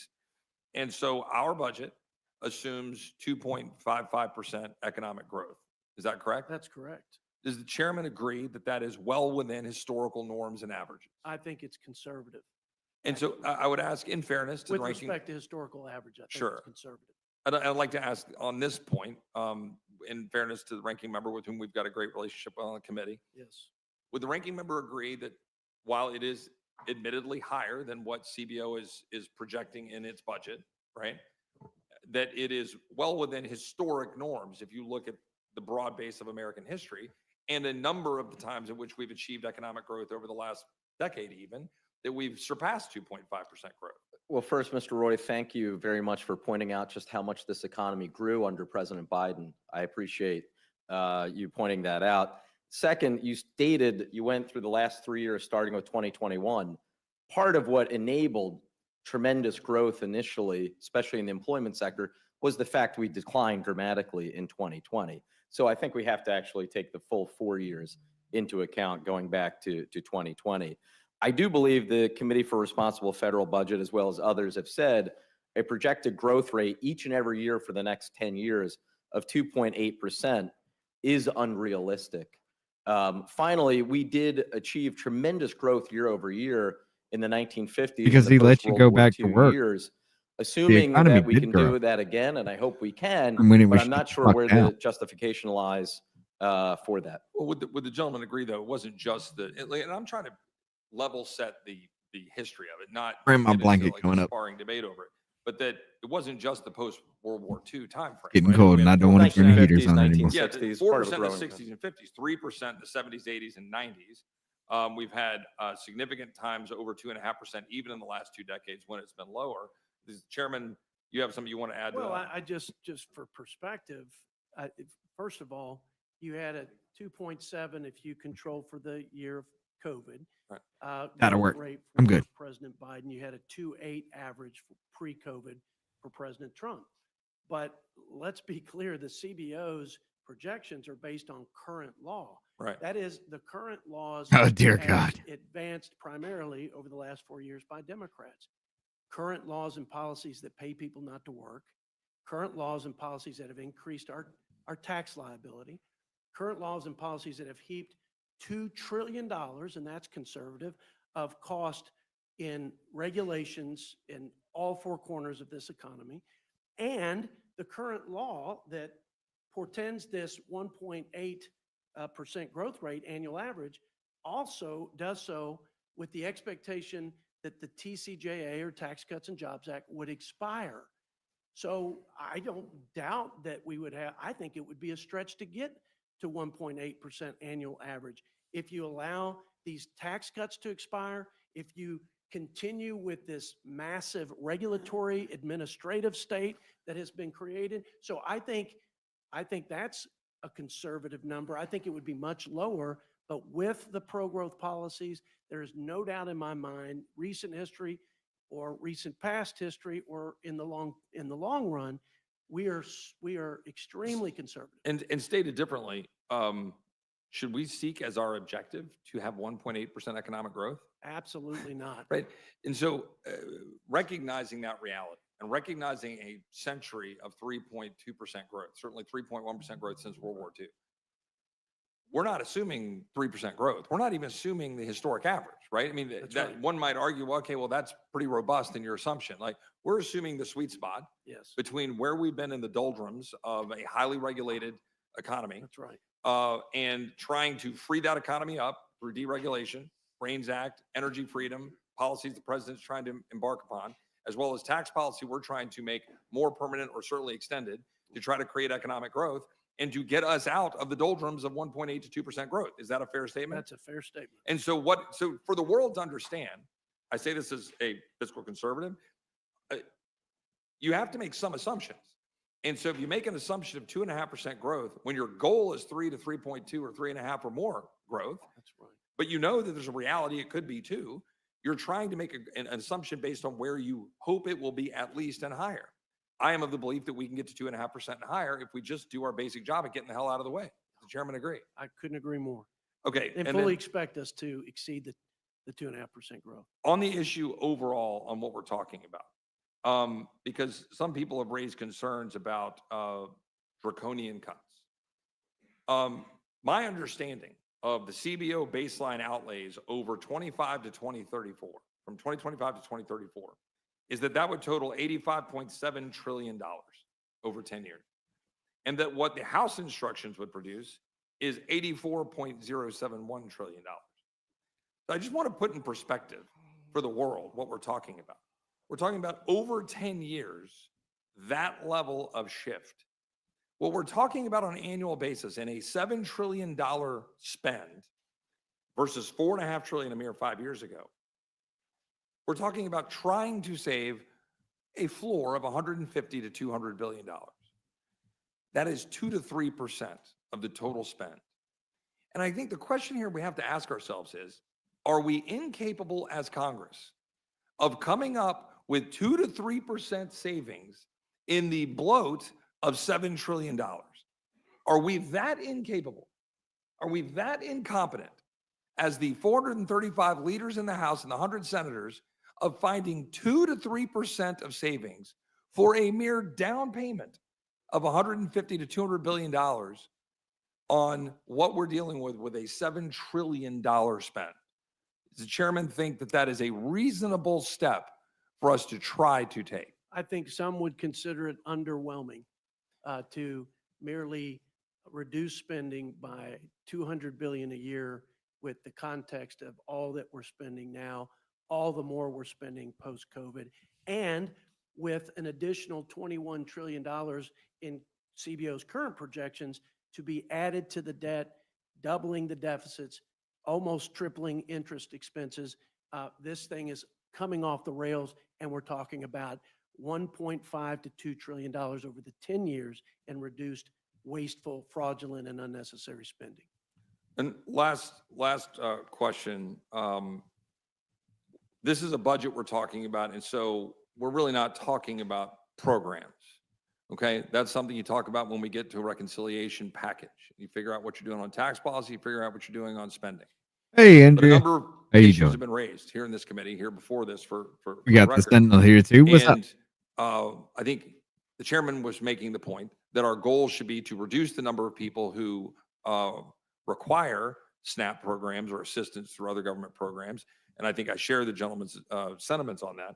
But would the gentleman also agree that the unilateral revaluation of the TFP, absent any cost constraints, and the unilateral action through thrifty SNAP was a significant effort by the Biden administration to transform policy in a way that is massively expensive relative to its benefit provided, and with respect to the SNAP program? Does the gentleman agree? It was almost $300 billion increase with the stroke of the pen. I have data that unilateral expansion of the SNAP program lowered labor force participation among working age SNAP recipients. Is that a good goal? That is not from a Republican source. If I recall, that's CBO's response Correct. to our question and concern about trapping people in dependence on government and outside of the marketplace where they can get on the payroll and have a better standard of living and quality of life for their families. So to be clear, it was the Congressional Budget Office that noted that the expansion, the unilateral executive branch Biden expansion of the SNAP program lowered, without congressional approval, lowered labor force participation among working age SNAP recipients. Making it lower post-Biden administration than it was prior to COVID. It never came back. Am I correct that SNAP spending has nearly doubled in the last 6 years as a result of the Biden expansion? And the improper payment rate or the amount has tripled over roughly that same period of time. Is there also significant concerns with SNAP in terms of its value with respect to nutrients and nutrition, and concerns about some of the things that it's actually subsidizing in terms of what one call junk food colloquially? I don't think you can say in good faith that we are providing supplemental, quote, nutrition with the latitude to purchase some of the products that in fact probably make it more expensive to provide Medicaid for the various disease states. And it's true that SNAP as well as Medicaid are going to a significant number of people who are able-bodied and people that could otherwise work, and therefore the reforms that we could put in place would actually preserve the ability to ensure that people who are the most vulnerable and the people who are disabled and the people for whom these programs were originally designed and developed, that we could make reforms that would do that and save significant federal money. And as I did with the ranking member. I'll wrap up here shortly. That's correct. And President Biden waived work requirements, rejected states who applied for work requirements as part of their Medicaid waiver, And so there was no commitment What up, RP? to able-bodied adults either looking for a job, having a job, I got you. volunteering at a minimum of Check the 20 Discord, hours a Muffin. week. And so it's no wonder that we have 10 million more people. These were the folks who came onto the Medicaid rolls and SNAP rolls during COVID who persist to this day on those welfare rolls. In the last 10 years, improper payments for Medicaid have exceeded $500 billion, which equates to $4,300 per household. Would that be a surprising number to the chairman? No.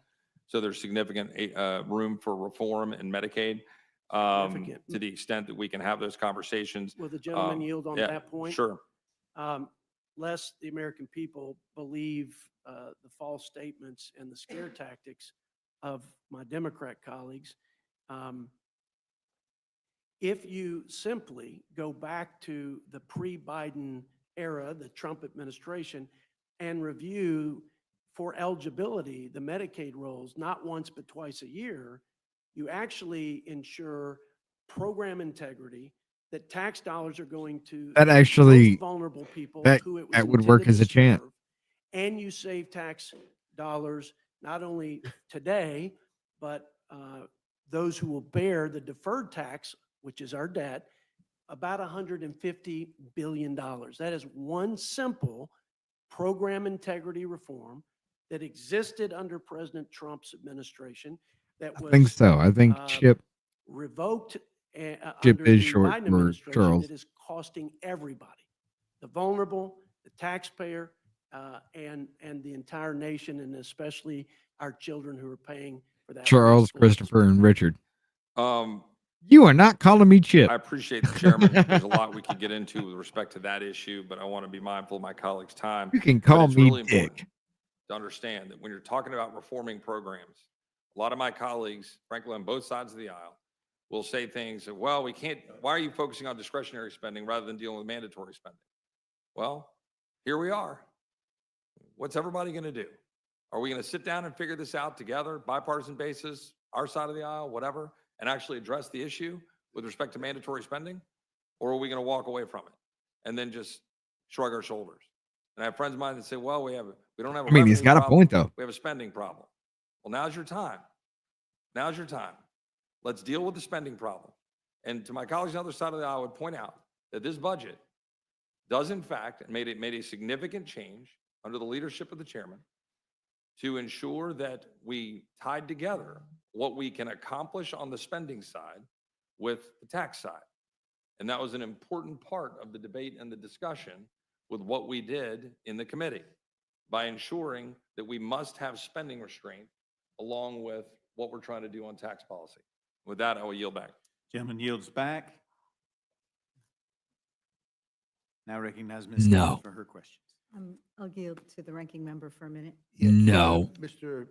I thank the I gentleman. for refuse. yielding. I'm not doing a so simple sick Davy and shit. Tired of this being a fact-free zone. I mean, it just, I get it. The guy who's in the White House, Hey, Mr. McGovern, let me ask you a question. With all the massive spending you've done, just you alone, while you've been in office, with all the massive spending that you've done or you've been involved in and you've helped push along the way too, let me ask you a question. Did you ever stop to think of where that money comes from? Or did you always just say, yeah, we'll just raise taxes. The American people will pay for whatever jerk off session we want to have? Did that ever go through your fucking mind? Why are you sitting there trying to form words in these things nowadays?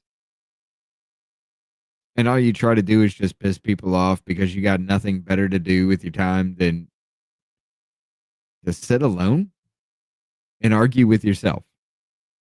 Because there's only, that's the only way you think these arguments are going to work. I think I just figured this fucker out.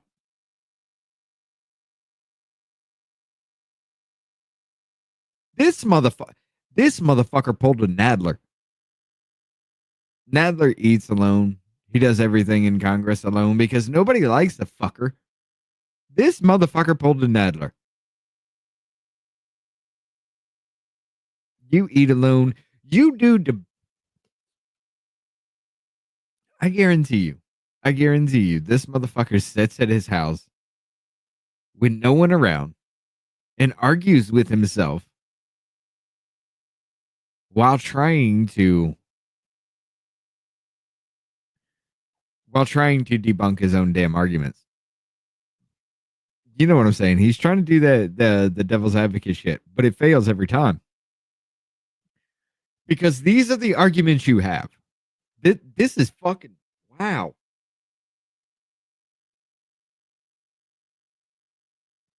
You know, that makes sense now. That makes sense as to why this motherfucker's always doing this, because he's always trying to attack somebody, and when they do a little bit of defense, he's always trying to overtalk them or reclaiming his time or whatever the fuck's going on with his shit. And in the house, you actually can't reclaim your time because there is no time. So, but yeah, Likes to it just not tell fucking the hit me. truth, and people let him get away with it. But we ought to be This telling the motherfucker truth sits this in a committee. dark room First of arguing all, with himself. The increase in the SNAP benefit was not unilateral. Maybe the gentleman didn't realize this, but the 2018 bipartisan farm bill written by Republicans told USDA to do the update. That's just a fact. You can go look at the 2018 farm bill if you don't believe me. Most recipients on SNAP are kids, seniors, and people with disabilities. I'm sorry that you don't feel we have an obligation to make sure they get enough to eat.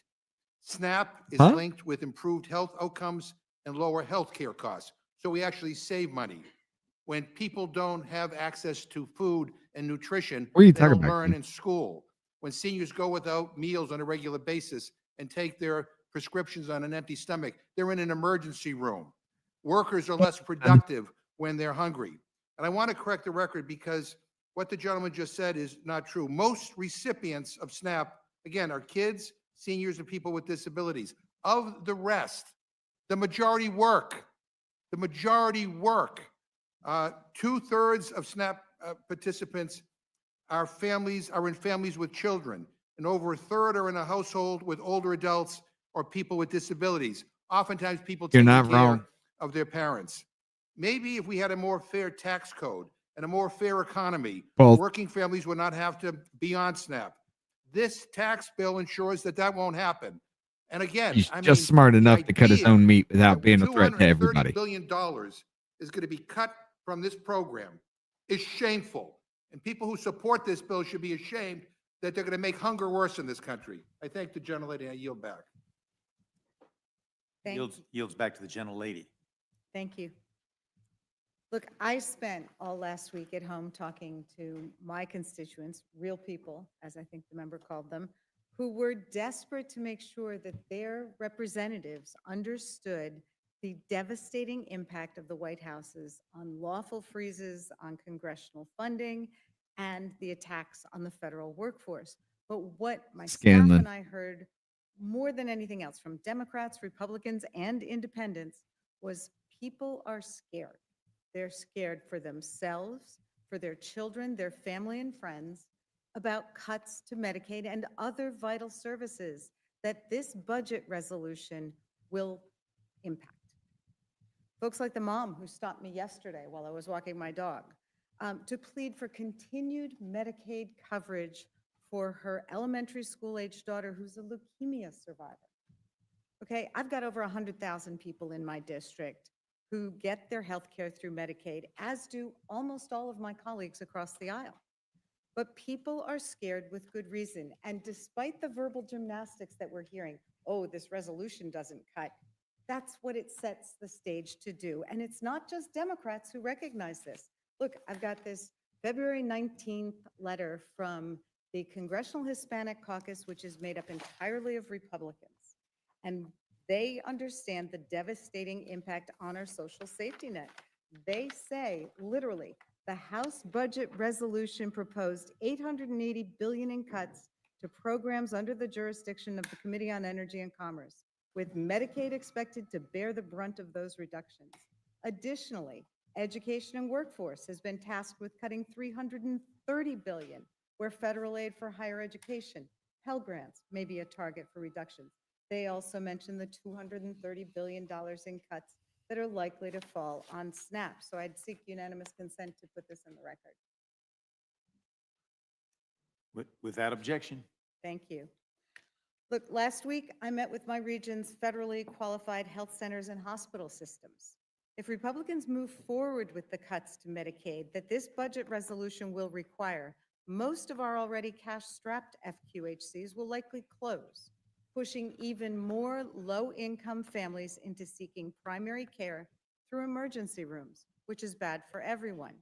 Let's be clear, the cuts needed to meet the Republican budget proposal will gut local healthcare systems around the country so that Republicans can give tax breaks to billionaires. These cuts are going to close hospitals and healthcare centers and put an impossible financial burden on our states. The impact on our VA facilities is already troubling. Over the past several years, Congress has worked in a bipartisan manner to expand coverage and funding for veterans' health care, with a particular emphasis on expanding mental health coverage and reducing suicide by veterans.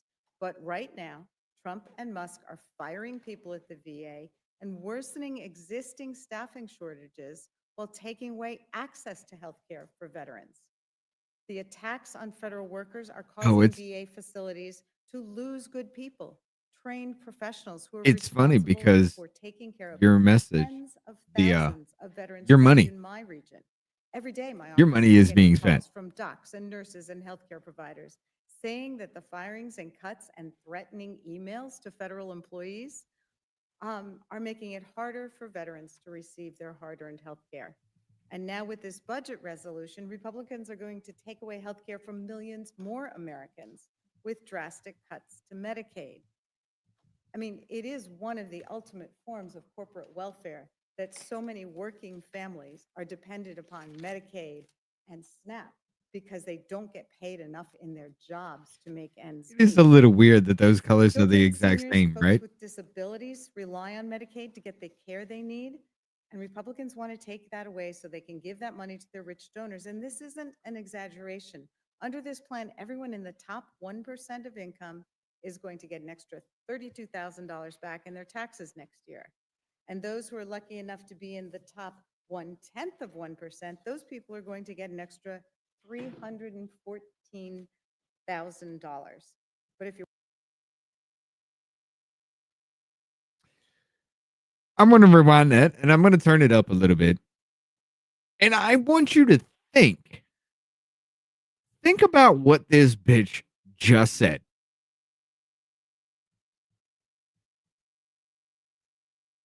care they need, and Republicans want to take that away so they can give that money to their rich donors. And this isn't an exaggeration. Under this plan, everyone in the top 1% of income is going to get an extra $32,000 back in their taxes next year. And those who are lucky enough to be in the top 1/10 of 1%, those people are going to get an extra $314,000. You mean the same motherfuckers that build the buildings because they own the businesses that employ Americans are going to get more money? Very little in their eyes, as far as that goes. They're going to get more money that they can pump back into their fucking business to expand, hiring more workers. I'm sorry, what part of this do you not understand when you go after the people who own these businesses, these CEOs, these billionaires, these these conglomerates? When you go after them, you are literally going after the American fucking people because they employ American fucking citizens. So if they can't build more brick and mortar stores to hire more people, or whether it be a call center or whatever the hell you're building, if you can't do that to bring people on the workforce, how the fuck do you have an economy where people work? How the fuck do you lower the unemployment rate when businesses cannot employ? What the fuck? But if you work for a living, if you're a low income or middle class Mm. family, they're going to take away your health care so Jeff Bezos or Elon Musk can buy another yacht or maybe another country. This budget is a scam. It's taking from the bottom to give to the top, the 1%, the 0.1%. Oh, you'll see a lot out of that. These people have more money than they know what to do with, and yet somehow that's still not enough. Americans all over the country are struggling with the high cost of living, and they need real solutions like affordable Oh, housing, Glenn be affordable going off in healthcare, the chat. lower food costs. He And can't we hear stand this woman. promises from Trump and Republicans that they're going to do something about this, but they're not. And this budget resolution Look, it's the is Crypt proof Keeper. of that. Our budgets reflect our values, and what we're seeing here is Republicans are going to Wait till take she away looks again. healthcare. They're going to give money to millionaires. They're going to let Elon Musk give himself federal contracts worth hundreds of millions of dollars, and they're stopping regulators from investigating the companies of Come on. Come on. You got this. You can find it. Hey, let's do this. Damn it. It's not going to let me do the. Oh, because we're still doing the live thing. There we go. Take a look at this. The dead ass hair. Looking like a Crypt Keeper. The skin just barely hanging to bone.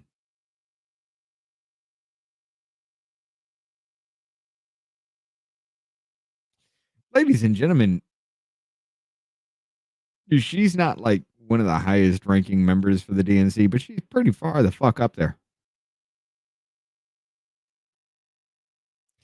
If he grabbed her by her hair, you'd think he'd scalp the bitch. I mean, is she that fucking frail? Anyway. All over the country are struggling with the high cost of living, and they need real solutions like affordable housing, affordable healthcare, lower food costs. And we hear promises from Trump and Republicans that they're going to do something about this, but they're not.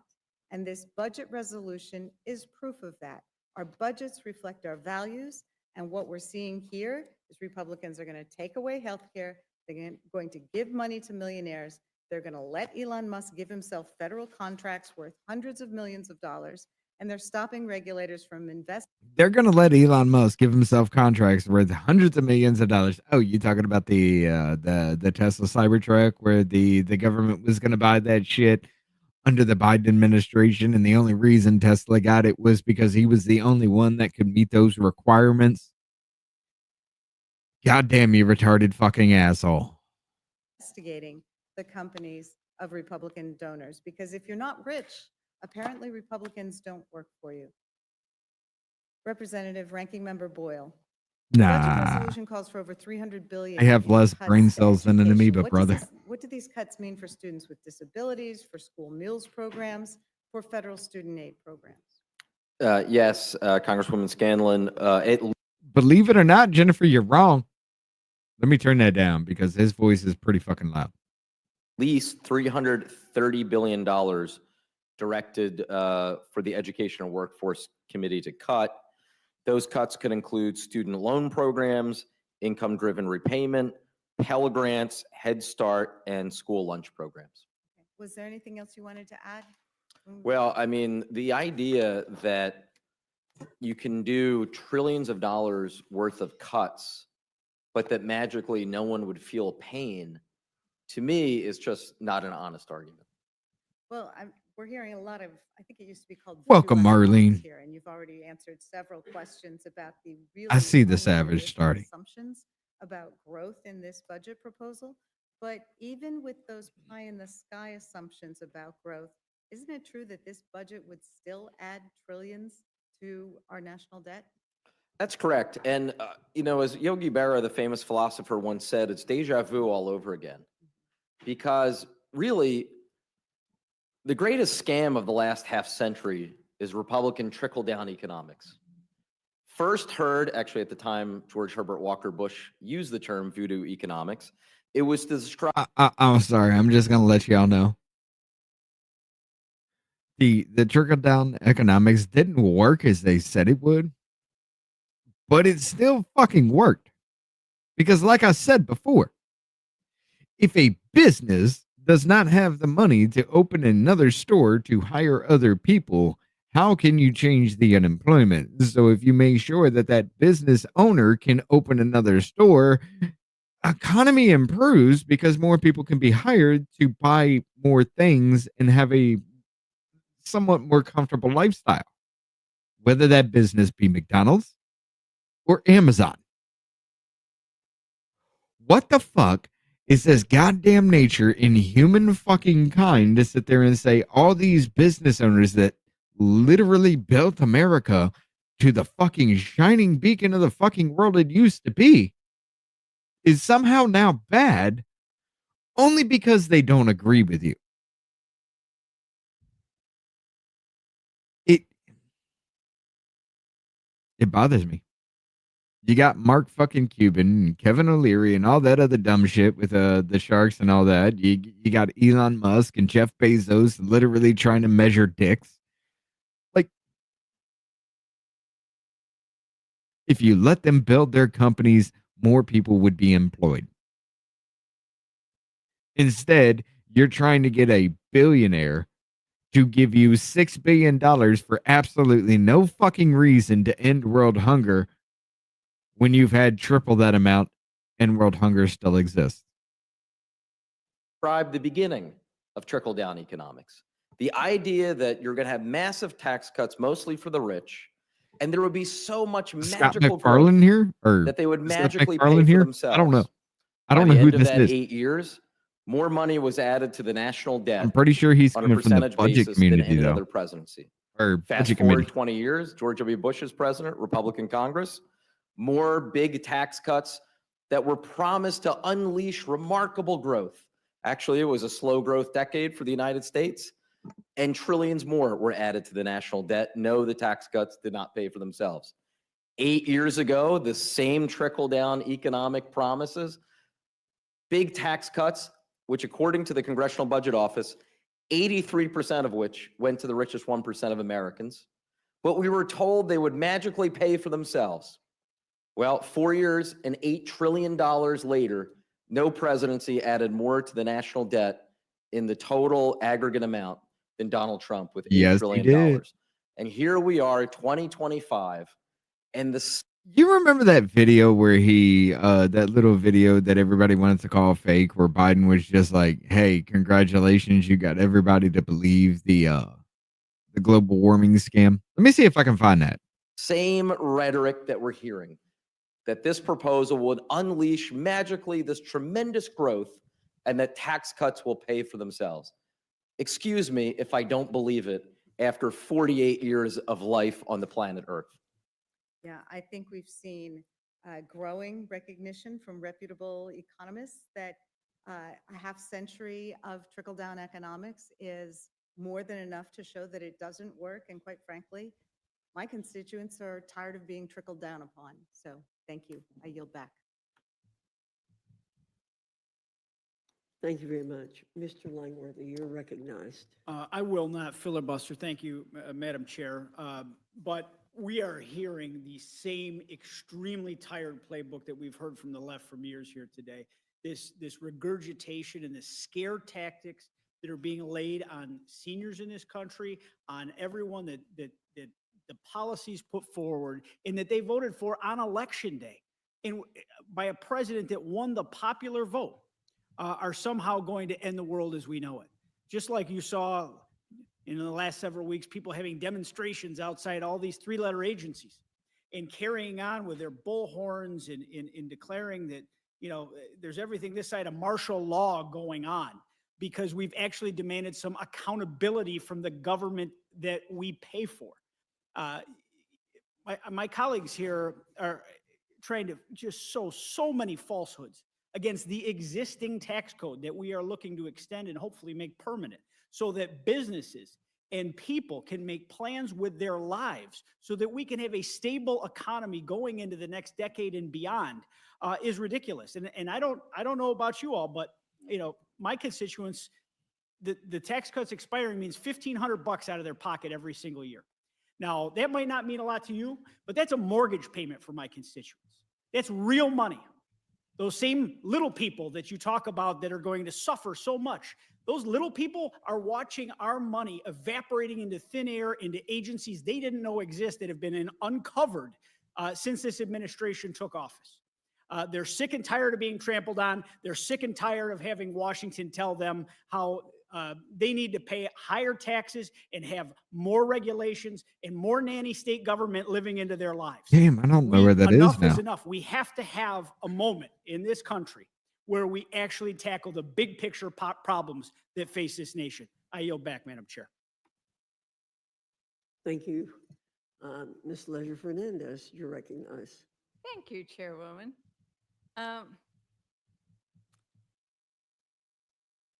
Wow. So let me, no, I'm going to go to what I prepared because I do think that, you know, in Representative Langworthy's district, if we actually passed this resolution and did the things that the Ways and Means Committee, that the Budget Where the fuck was that Committee thing? have asked for, there are 133,971 people on Medicaid in his district, including 50,580. Hey, ladies and gentlemen, it's Salty. 44,000 people on SNAP, and 9,000 people get the Affordable Care Act premium that the Democrats passed to help people afford their health care. And it would go up by about 1,900 a year. And this budget resolution would cut taxes for the ultra-rich and pay for it by cutting benefits for Americans.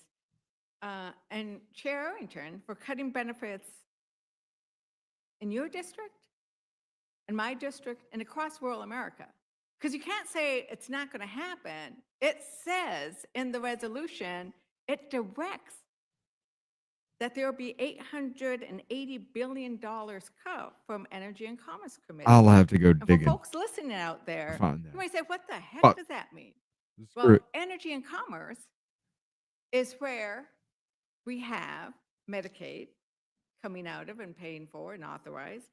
It's where we have these health insurance premiums. And your resolution directs or asks or encourages that there be 800. Oh, you talking about Mr. Nagoose? And then the other thing is the Republicans, this is their wish list. The Republicans' wish list. Yes. sets Yes, out Jennifer, we are. whopping Like I said, these $2.5 hearings are going to stay on both trillion sides. in cuts to Medicaid. That's a lot of cuts. These are lots of pages of cuts and cuts and cuts. The things people rely on. You know, Chair Arrington, you and I share a border.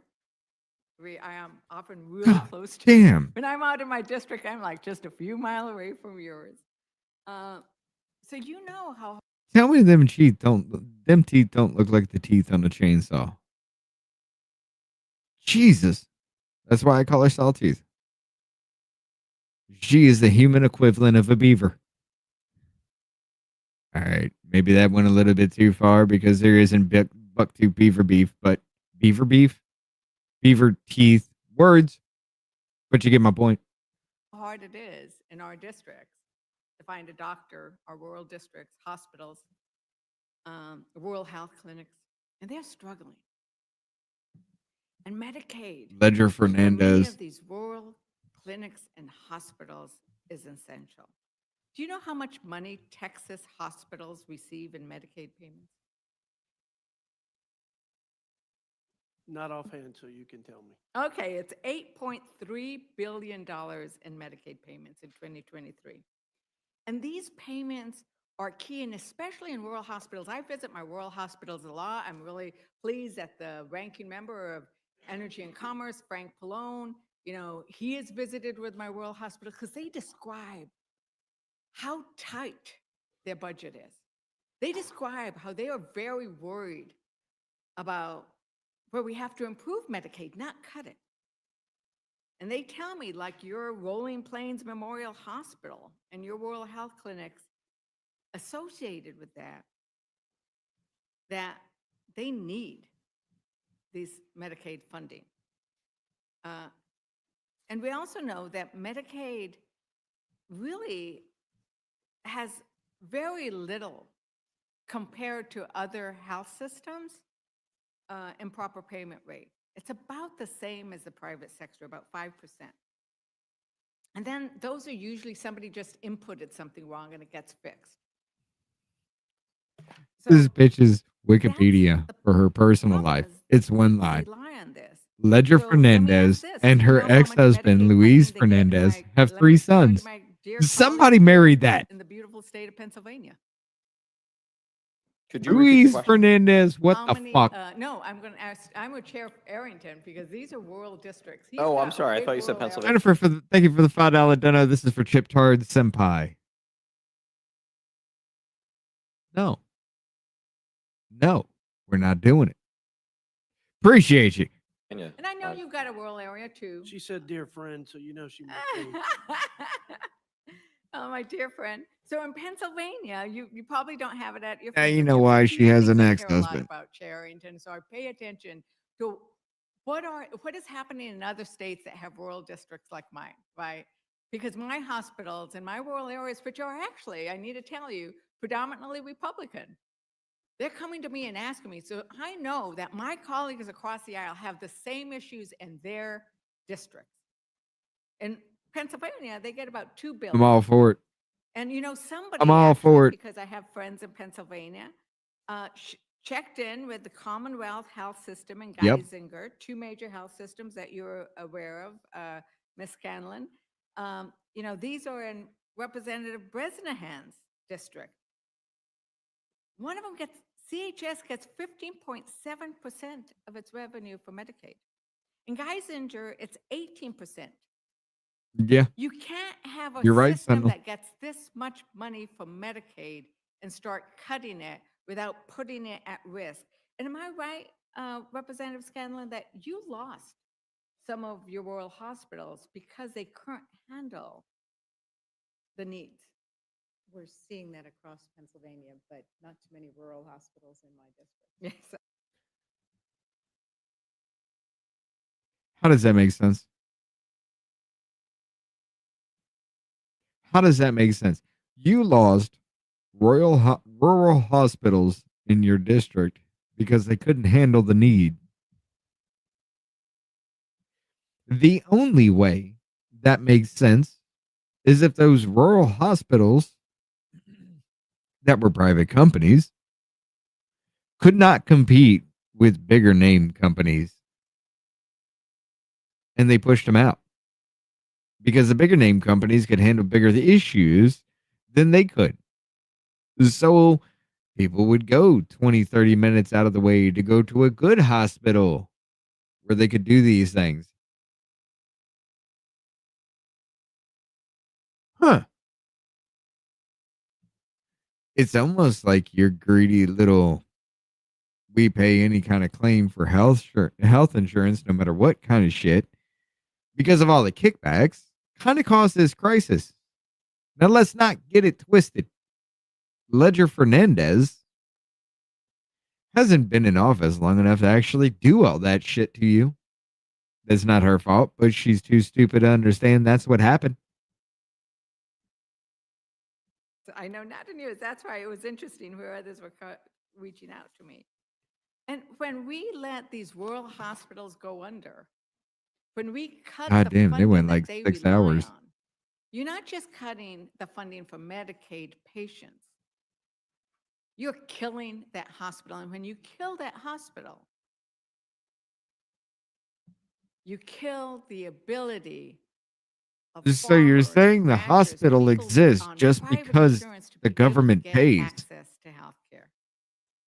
not because of the quality of their work, in just because the government small pays. towns and areas like yours, Mr. Chairman, you know, more of our communities in those small towns rely on Medicaid than maybe in urban areas. And I know you have both.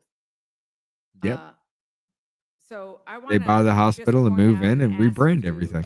put into the record Just like any other report from business would. Georgetown University that pointed out that non-elderly adults and children in small towns and rural areas are more likely than those living in metro areas to rely on Medicaid CHIP for their health insurance. Madam Chair. Without objection. In New Mexico, nearly 60% of kids in small towns and rural areas rely on Medicaid and CHIP.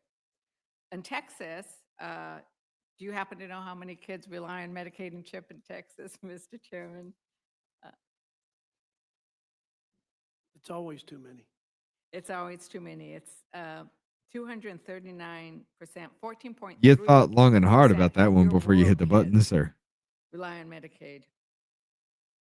In Representative De La Cruz's district, 178,000 people rely on Medicaid. 135,000 Pennsylvanians rely on Medicaid in Representative McKenzie's district. 159,000 Pennsylvanians in Representative Bresnahan's district rely on Medicaid. And I think it's important to remember who they are. In my district and across all these That's some rural areas, talent. it's farmers, it's ranchers, because they often don't earn enough or have access to private care, nursing home residents, kids with disabilities, moms who just had babies. My hospital, dear Lord. right here in my town, is nothing compared to the ones Veterans. 45 minutes away. And sometimes people working 2 jobs. They're your voters. They're all under the same umbrella, the same Madam Chair, healthcare I'd like system. to enter into the record a tweet by Elon Musk.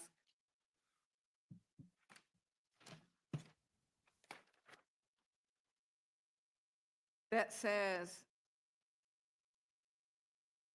that Americans love Doge because watching Trump slash federal programs knowing it doesn't affect you because you're not a member of the parasite class.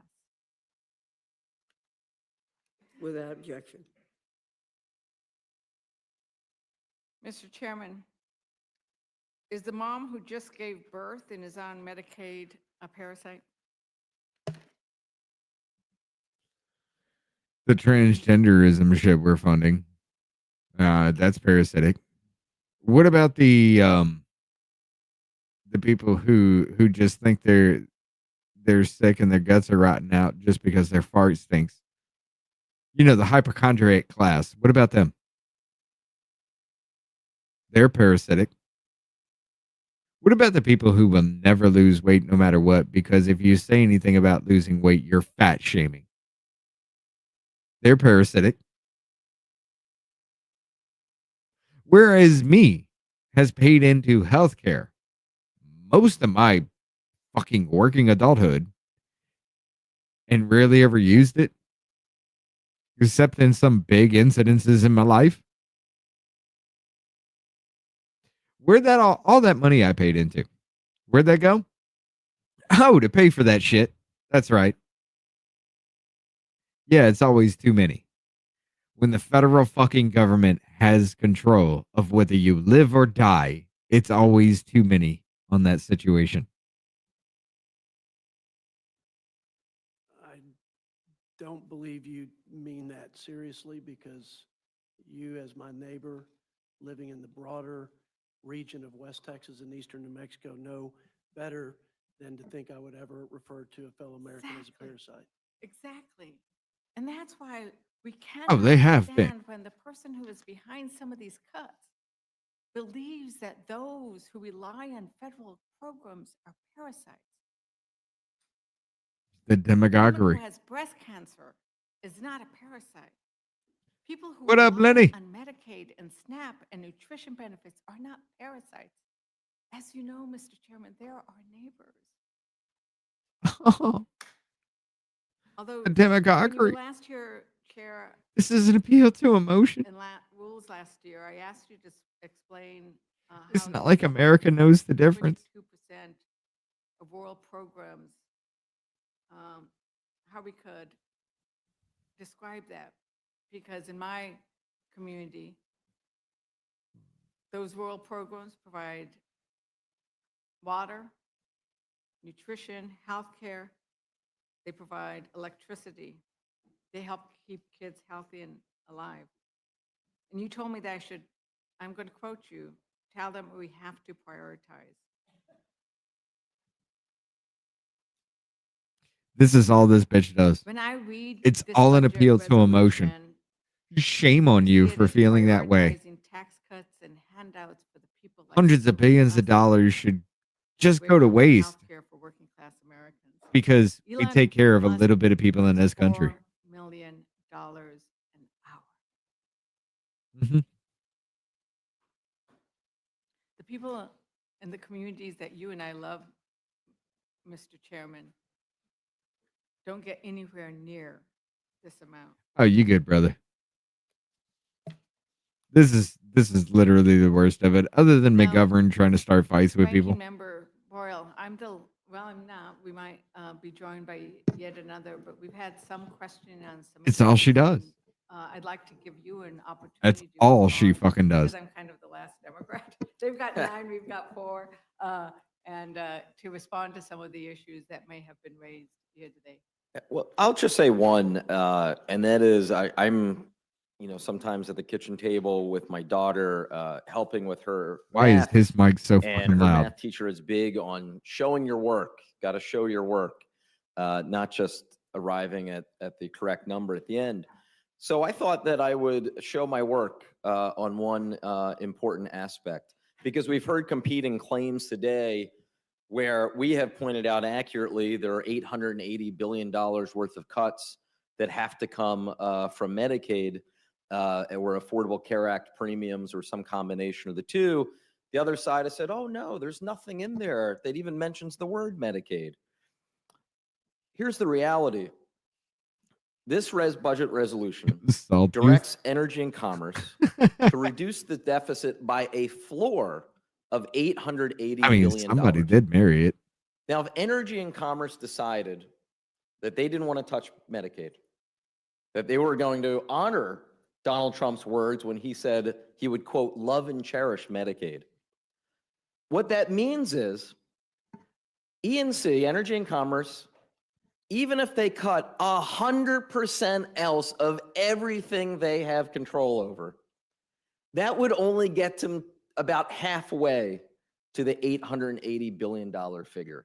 In other words, by definition, in this budget resolution, you have to cut Medicaid by at least hundreds of billions of dollars, at least. So I want folks who are watching at. So how about this be a thing? You let the private market do as it will, instead of letting it be in the hands of a few companies. So that way smaller companies could actually come up offering better product. And then the market stabilizes on that shit because there aren't 3 or 4 companies that have the entire control. How about that? But no. Your money must be wasted in the tune of hundreds of billions of fucking dollars a year simply because we save a little bit of lives. And besides, everything that you're talking about, it's not even 1% of the budget. So why the hell should it be a thing? Not even 1% of the budget. Let that kick into your fucking head. 1% of our budget is bullshit that we know of so far.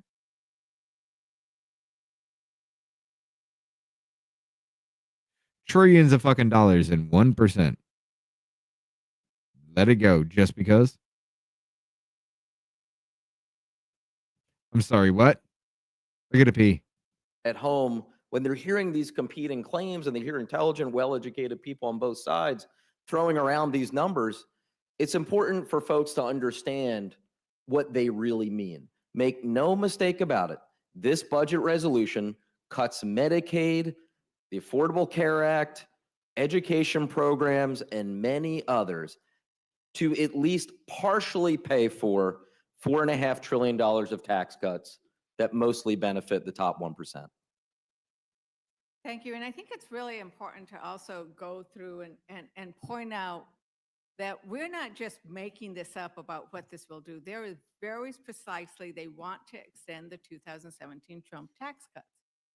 And it's very clear that those tax cuts did a couple of things. That one, they increased the deficit, as you correctly pointed out. Madam Chair, I'd like to ask unanimous consent to enter into the record the chart. Tax cuts, Great Recession, COVID-19 are responsible for the growth in the U.S. debt ratio, which actually makes clear if you care about, I'm sorry, don't let you say yes. I ask unanimous consent. Without objection. Thank I, you. I want to point out to the gentlewoman that she had now spoken for 15 minutes. And we would like to finish this up before we go to vote, if at all possible. Well, thank you. Thank you. And I would like to point out that there are only 4 of us or 3 of us, and I think that it's important. Others spoke for just as long. So thank you very much. I'll note that. That, as you pointed out, Trump tax cuts were the largest contributor of any one president to the deficit. Is that, can you repeat how you did it? So what I said was that the largest increase in the national debt in percentage terms happened when Ronald Reagan was president. Yes, But the largest total amount added to the national debt of any presidency was $8 trillion by Donald Trump from January 2017 to January 2021. And so this budget resolution would take us down that path again. We would be doing. I haven't had to repeat drink of the constantly all day. 2017. This budget resolution is a Republican betrayal of the middle class. It is trickle-down economics supersized. Right. And Madam Chair, I'd like to also enter into the record the 2017 Trump tax law was skewed to the rich, expenses, and failed to deliver on its promises. Without objection. And what this does is actually show that the trickle-down economics that were promised didn't occur. And the idea that we were going to see and working families were going to see this tax increase, well, it was touted as something that was going to happen. Study after study showed it did not benefit working families, that $5,000 did not magically occur, and that indeed that it benefited, as we've been saying, mostly the wealthy. Is that how you looked at the records? I mean, what I would say is rather than my own numbers or my own words, I just refer right. to the Congressional Budget Office that found that There's 83% of the people are tax cut, shit. 83% of Horribly the shit. money went to the richest 1% of Americans. And approximately half of the money or half of the tax cut went to the richest 1/10 of 1% of Americans. Thank you. And with that, Madam Chair, I yield back. Thank you. Mr. Chairman, could I get a quick clarification on how our friends are handling different statistics? You know, what do they say? They're lies and lies, and then there's statistics. Isn't it true that the Madam sheriff- Chair, I know the full Mark Twain quote, but as you're using it against me, I'll tell you after the hearing. That's not exactly the quote, I know, but isn't it true that the share of taxes paid by the top 1% actually hit new heights after the TCJA was enacted? That's New correct. Mexico. The tax code actually became more progressive in that regard. Thank you very much. Mr. Scott, you're recognized. Thank you, Madam Chair. First of all, if you're watching this, I want people to be a little diligent. If you are watching this, you probably have the ability to look up federal medical assistance percentage. Because she didn't want to let go of her maiden name when she married Medicaid Luis Fernandez. is jointly funded. She was a between the ledger state and the before she federal was a government. Fernandez. That's one of the key facts that the Democrats aren't telling you. And just factually speaking, Oh, you talking about Miss it's jointly Fox? funded Okay, between two the X's. state and the federal I thought you government. meant 2 times the And there name. won't be anybody pushed My off bad. of the Medicaid rolls unless the states decide to push them off the Medicaid rolls. They're just making stuff up to scare you. Now, as far as the deficit under President Trump goes, I looked this up. You know, one of the votes you talk about had 6 no votes in the House and passed by voice in the Senate. There are 2, Chip Roy and Andy Harris, are the only 2 no votes on that piece of legislation that are still here, not just in, you know, it was $2+ trillion in spending. But I don't understand the Democrats' criticism of a piece of legislation that they voted for. I mean, it's just pure hypocrisy. It is the definition of hypocrisy. Now, I Ma'am, will sir, tell you, ma'am, I sir, think we ma'am, spent sir too much thing. money under COVID, and I think It hindsight's 2020. But just factually speaking, under Donald Trump, every one of the deals that he did under COVID was done in a very broad bipartisan manner.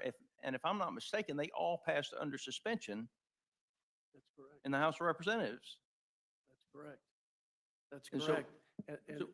And the America Rescue Plan, to contrast the bipartisan nature of those COVID relief-related bills, the American Rescue Plan, which was the first use of the reconciliation process when the Democrats had total control, had zero. Gotta keep fighting Republican with the volume because support their for it, and fucking $1 sound trillion guys suck. still unspent from the previous COVID relief. Let me ask you this. Total tax collections right now under the current tax code, 4.92 trillion, if I read it correctly. Has there ever been a higher tax collection? We're at record rates of Okay, revenue. so from best I can tell, there's been a lot of talk about the corporate income tax rate and the reduction there. Corporate tax collections seem to be higher than they've ever been in the history of the country as well. Is that correct? Yeah, that's correct. Record revenue from corporations. After we reduced their rate to a number that was not even in the top 25% for other developed countries we compete with around the globe. So we have higher tax revenue than we've ever had, and That's correct. and yet we still have a record deficit. That's correct. So something, there's no doubt something has to be done. We can either control the fall or the fall will control us, right? And what we want to do is to avoid any steep decline in the economy, because if we just want to talk about the facts, federal tax revenues over the course of a period of time, 3, 5, 10 years. I mean, I'm gonna be honest. Budgetary shit always it's always hard for me to listen to. But I mean, so the key to house rules, getting us out of this problem, that these we're in with motherfuckers this are going deficit, against and each it's a other, problem for not just everybody, people they rich, want to ask poor, questions for. you know, I'll and listen. everywhere in between, is that you grow the GDP of the country so that tax revenues will continue to increase, and you slow the growth of the spending. And that is pretty much what this resolution says we're going to do, correct? It was the play that our country ran after World War II that Appreciate allowed you, Lenny. us to emerge as the only global Lester Holt superpower. quit. Well, all I know, the tax revenue is going to be a percentage of the GDP.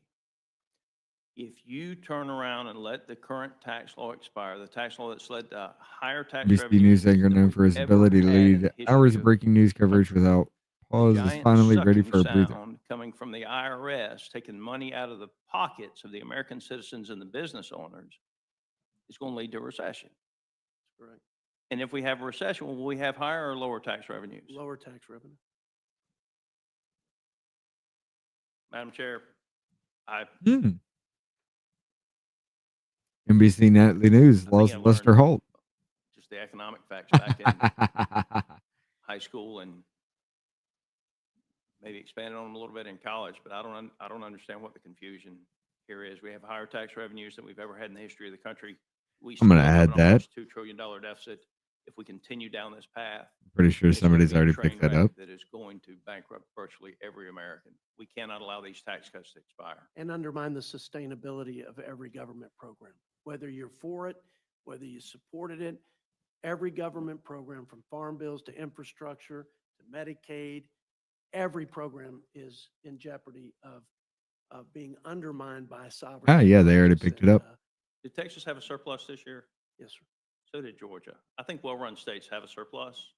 And I think that those state legislatures who have to balance their budget, just like we should, will in a bipartisan manner make sure that their people are taken care of, even if there is a small increase, a slight increase in the FMAP percentage that they I would agree. pay. And with that, Madam Chair, I yield. Thank you, Mr. Scott, and thank you for your economics lesson. Mr. Griffith, you're recognized. Thank you, Madam Chair. Mr. Chairman of the Budget Committee, I've been listening today. I appreciate your testimony. And I keep hearing all these scare tactics about us starving children and this, that, and the other. We're just trying to get a little bit, I think you said 2%, or maybe it was Mr. Roy said 2, maybe 2.5% cut in what we're spending across the board. And then I've heard things about energy and commerce. Oh, it's not hard to do about that how with Don Lemon. Energy and commerce is going to do this, or energy and commerce is going to do that. This resolution doesn't dictate anything to the committee, the other committee I serve on, does it? That's correct. And yet, energy and commerce covers, as I believe John Dingell once said, somebody asked him, what is the jurisdiction of energy and commerce? And he had a picture behind him of planet Earth from outer space, and he said, everything in the picture. So there's all kinds of things that energy and commerce Oh has yeah, I'm at its multitasking like a disposal that it motherfucker, can guys. do to reach the number in this resolution. Isn't that true? That's true. You know, and I find it interesting. When I'm because not doing the show, I've this heard is people actually say, pretty oh, much people what are I'm doing. scared. A big part of that is they're being told that children are going to starve. In the United States, we're going to make children starve. That's not true, is it? No, sir. I didn't think it wasn't. And I found it interesting because I have been a student of politics for a long time, and the ranking member indicated, I think he said indicated he was 48 years old. So when he was about 5, Yeah, that shit's funny. the campaign against one of my predecessors in the United States Congress, who was a Republican, was he's going to end Social Security. That's 43, 44 years ago. How many times do the Democrats have to play Lucy to the American people's Charlie Brown when they keep saying bad things are going to happen, Republicans are going to push grandma off the cliff, Republicans are going to end Social Security, That's not Republicans where are I going to do thought these you were horrible heading things, for that, but and okay. yet Republicans never do those things. How many more times will the American people buy that, Mr. Chairman? Do you know? I don't think they're buying it anymore. I think they are absolutely committed to reining in this reckless spending that's driving us off a fiscal cliff. I think they want to keep more of their money.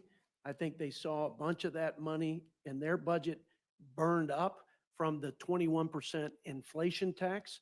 And I think they're offended. They're offended that there aren't more American representatives and leaders for this great country that would take care to steward their dollars so that we could actually have sustainable programs for the most vulnerable, and instead having money siphoned off for people who are in this country illegally. That was a unilateral action by President Biden. And I heard my colleague and friend, Mr. He McGovern, just talk about kidnapped how the many guy in the people background. are working in SNAP, and he was rightfully proud of the fact that some people in SNAP are in fact working. And yet there's no requirement for able-bodied, healthy adults to enjoy the blessing and dignity of work in Medicaid, but not one Democrat has mentioned that. I would tell you, to my colleague from Eastern New Mexico, we share a border and we share culture and values. And the values of our God-fearing, freedom-loving, hard-working farmers and ranchers expect in their generosity in return for able-bodied adults to be working. They know what it does for the human soul, not just the budget and not just our balance sheet. And so, and they're insulted. They're insulted by some of the waste and fraud that's where my colleagues are more offended and indignant by a first-generation immigrant who's done well in this country and wants to give back. And Elon Musk, they're more indignant to the things that he's doing than the actual defrauding of the taxpayers and the federal government. No, sir. I think the American people are not going to be afraid into not supporting the right sizing of a very bloated bureaucracy. They're not going to be intimidated and tricked. Why does his into hair thinking look that like this it's is an just like a exercise, as the ranking member said, in like it's sheet metal? cutting Like it Social doesn't Security even benefits. belong on his head. He Look at it. obviously knows that Especially in around the neckline. reconciliation, Social Security is off Looks the like he table. just pick it It up and would just right off his violate head. the Byrd rule from the outset. And yet my colleagues continue to perpetuate these false claims and use these scare tactics. No, sir. The American people are afraid of the $8+ Why did I trillion just see a that? day that we were borrowing under Joe Biden and unilateral control of the Democrat Party. It probably And is. they're afraid that if we have a sovereign That reaches debt all the way crisis, we'll back. not only wreck this economy, we'll destroy our national security and our ability to defend this country and our values. And they know that we would bankrupt their children's future. They're behind us, I believe, 100%. Well, there's no question that a majority of my constituents are behind us. They're not going to fall for the trick that, you know, some shiny object that they claim is going to be eliminated. They're going to want to see what we do. And they want us to protect their I'm children going that way. by making sure that we are fiscally All up on the responsible. top. And with that, I yield back. All of this will go. Thank you very much, Mr. Jack. You're I'm gonna be looking like Thank Mr. you very McGovern. much, Madam Chair.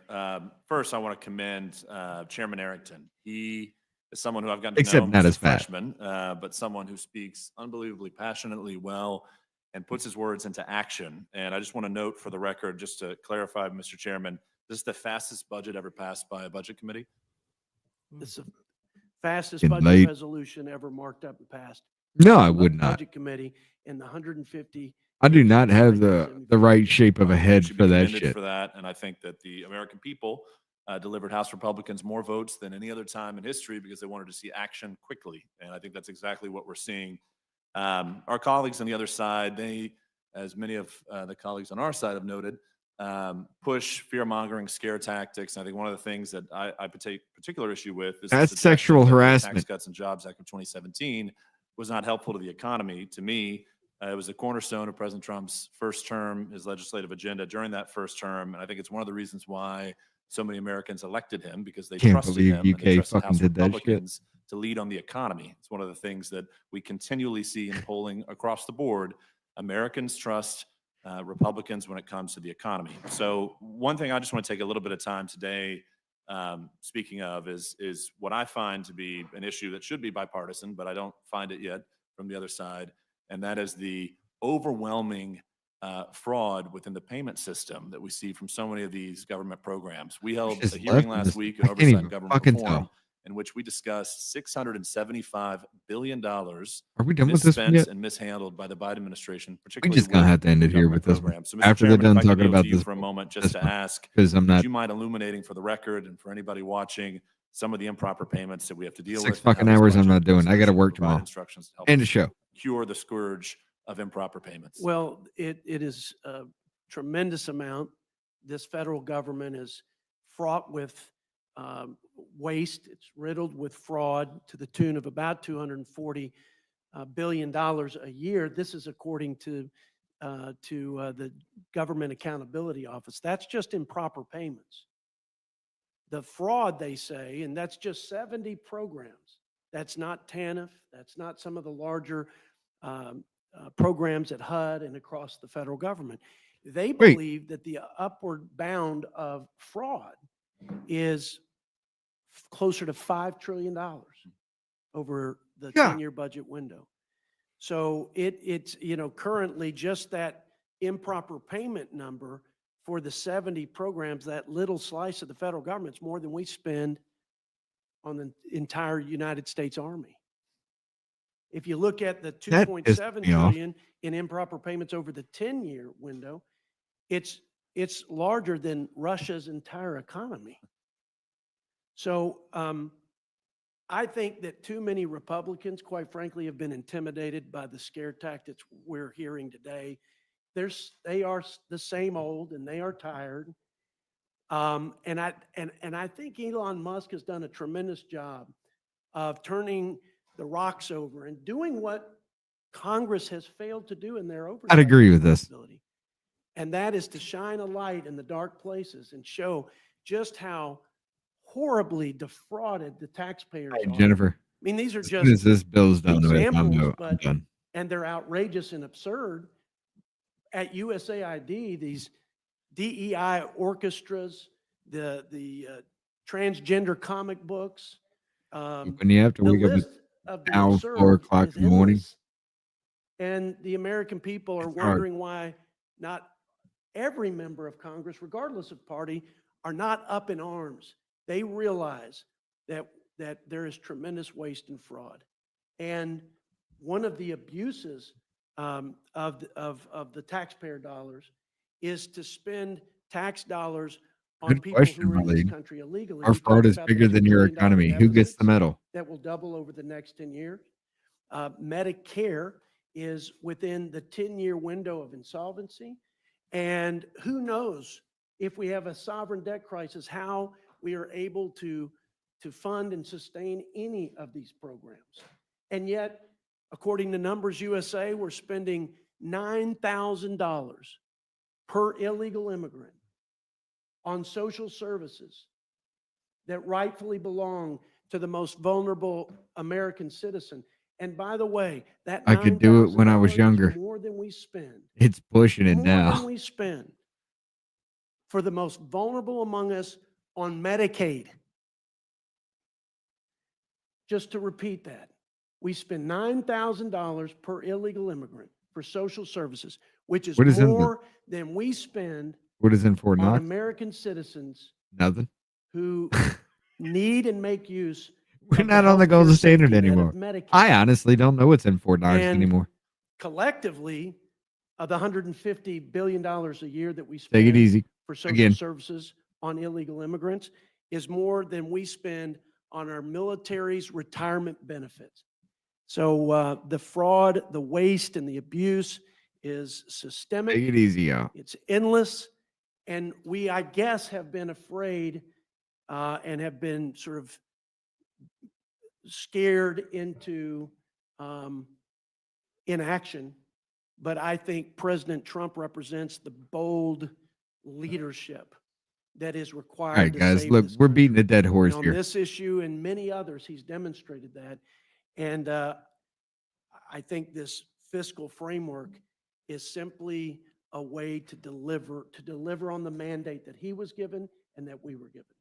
And if I can just add in closing, not just was that mandate delivered in November, Take it but yet easy, Lenny. still sustained with I public will be polling. very We soon. saw a poll just a few days ago, 53% approval rating for how the president's conducted his administration thus far, amplified by, of course, your actions and everyone else's actions to put forth an America First budget and to put forth an agenda that unleashes the American economic potential we all know we deserve and our most vulnerable communities deserve. So with that, I yield back to our chairwoman. Thank you. Thank you, Mr. Jack. Mr. Norman, you're recognized. God damn. Jody, thank you for your job that you did on the budget committee. To get unanimous support as we did, as quick as we did, is admirable. And it's due to your leadership.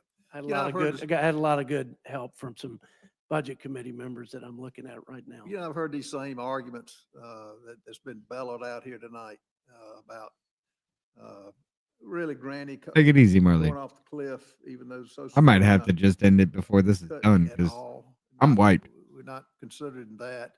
Medicaid cuts is working. You know what? Fuck it. I'm just going to go ahead and call it. Usually I do this on the weekend where I have more time to actually listen to this and really kind of react to it. But I just wanted to bring this to everybody's attention right here because I don't know. I honestly don't know where Democrats will ever go from here. I mean, they can't continue. They can't change course. Because if they changed any kind of course, then well, everything you said was a lie and you lose the last little bit of the support you have.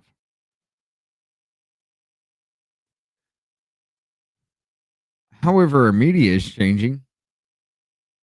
Government seems to be changing. A lot of people seem to be in the right places. And again, congratulations, Dan Bongino. We will be talking about you tomorrow. But for once, I'm actually feeling like something's really going to shake out loose out of this. I mean, Pam Bondi says she's got the Epstein files on her fucking desk. Are we going to see some real shit? I hope so. We need it. But as far as I've gone with my calls and everything, I always can't help but wonder in the back of my mind, will it be too far when we finally break as Americans to say we've gone too far as a country? And where is that limit? We got some more things to talk about, ladies and gentlemen. Some good stories. And apparently, the super mayor has shown back up again. We got to touch on it because it's incredibly stupid. Ladies and gentlemen, y'all have a good night, and we will see you again tomorrow, 7 p.m. I'm sorry, 8 p.m. Eastern, 7 p.m. Central. Comes a president. We can't start our own little I have a business here. dream, that's all I need. I'll make it happen with some work and belief. Know what I want, so I'll take it on. I've made mistakes, but mistakes make you strong. Let's break it down for a minute. I want the crown, I'm gon' get it. You hear me loud, man, I'm winning. Yeah, Charlie Sheen will be grinning. These ladies know that I'm sinning, and this is just the beginning. I'm closing in the night inning. There ain't no point in resisting. Living life like a dream, live it right, that's the thing. Every night got a team, I've been tied to the scene. Out on stage, here I'm screaming. Okay, this the dream, and I pray as a team. One day it'll be me. If I want it, then I'll get it. Head down, don't regret it. Push myself to the limit. If I play it, then I win it. I'm just saying, I'm just living for today. For a minute, I don't stay, I just visit. Have no shame, I admit it. Looking at me to see if I succeed, to see if I believe. They're looking up to me. They want the best of me now, best of me now, best of me now, best of me. They want the best of me now, best of me now, best of me now, best of me.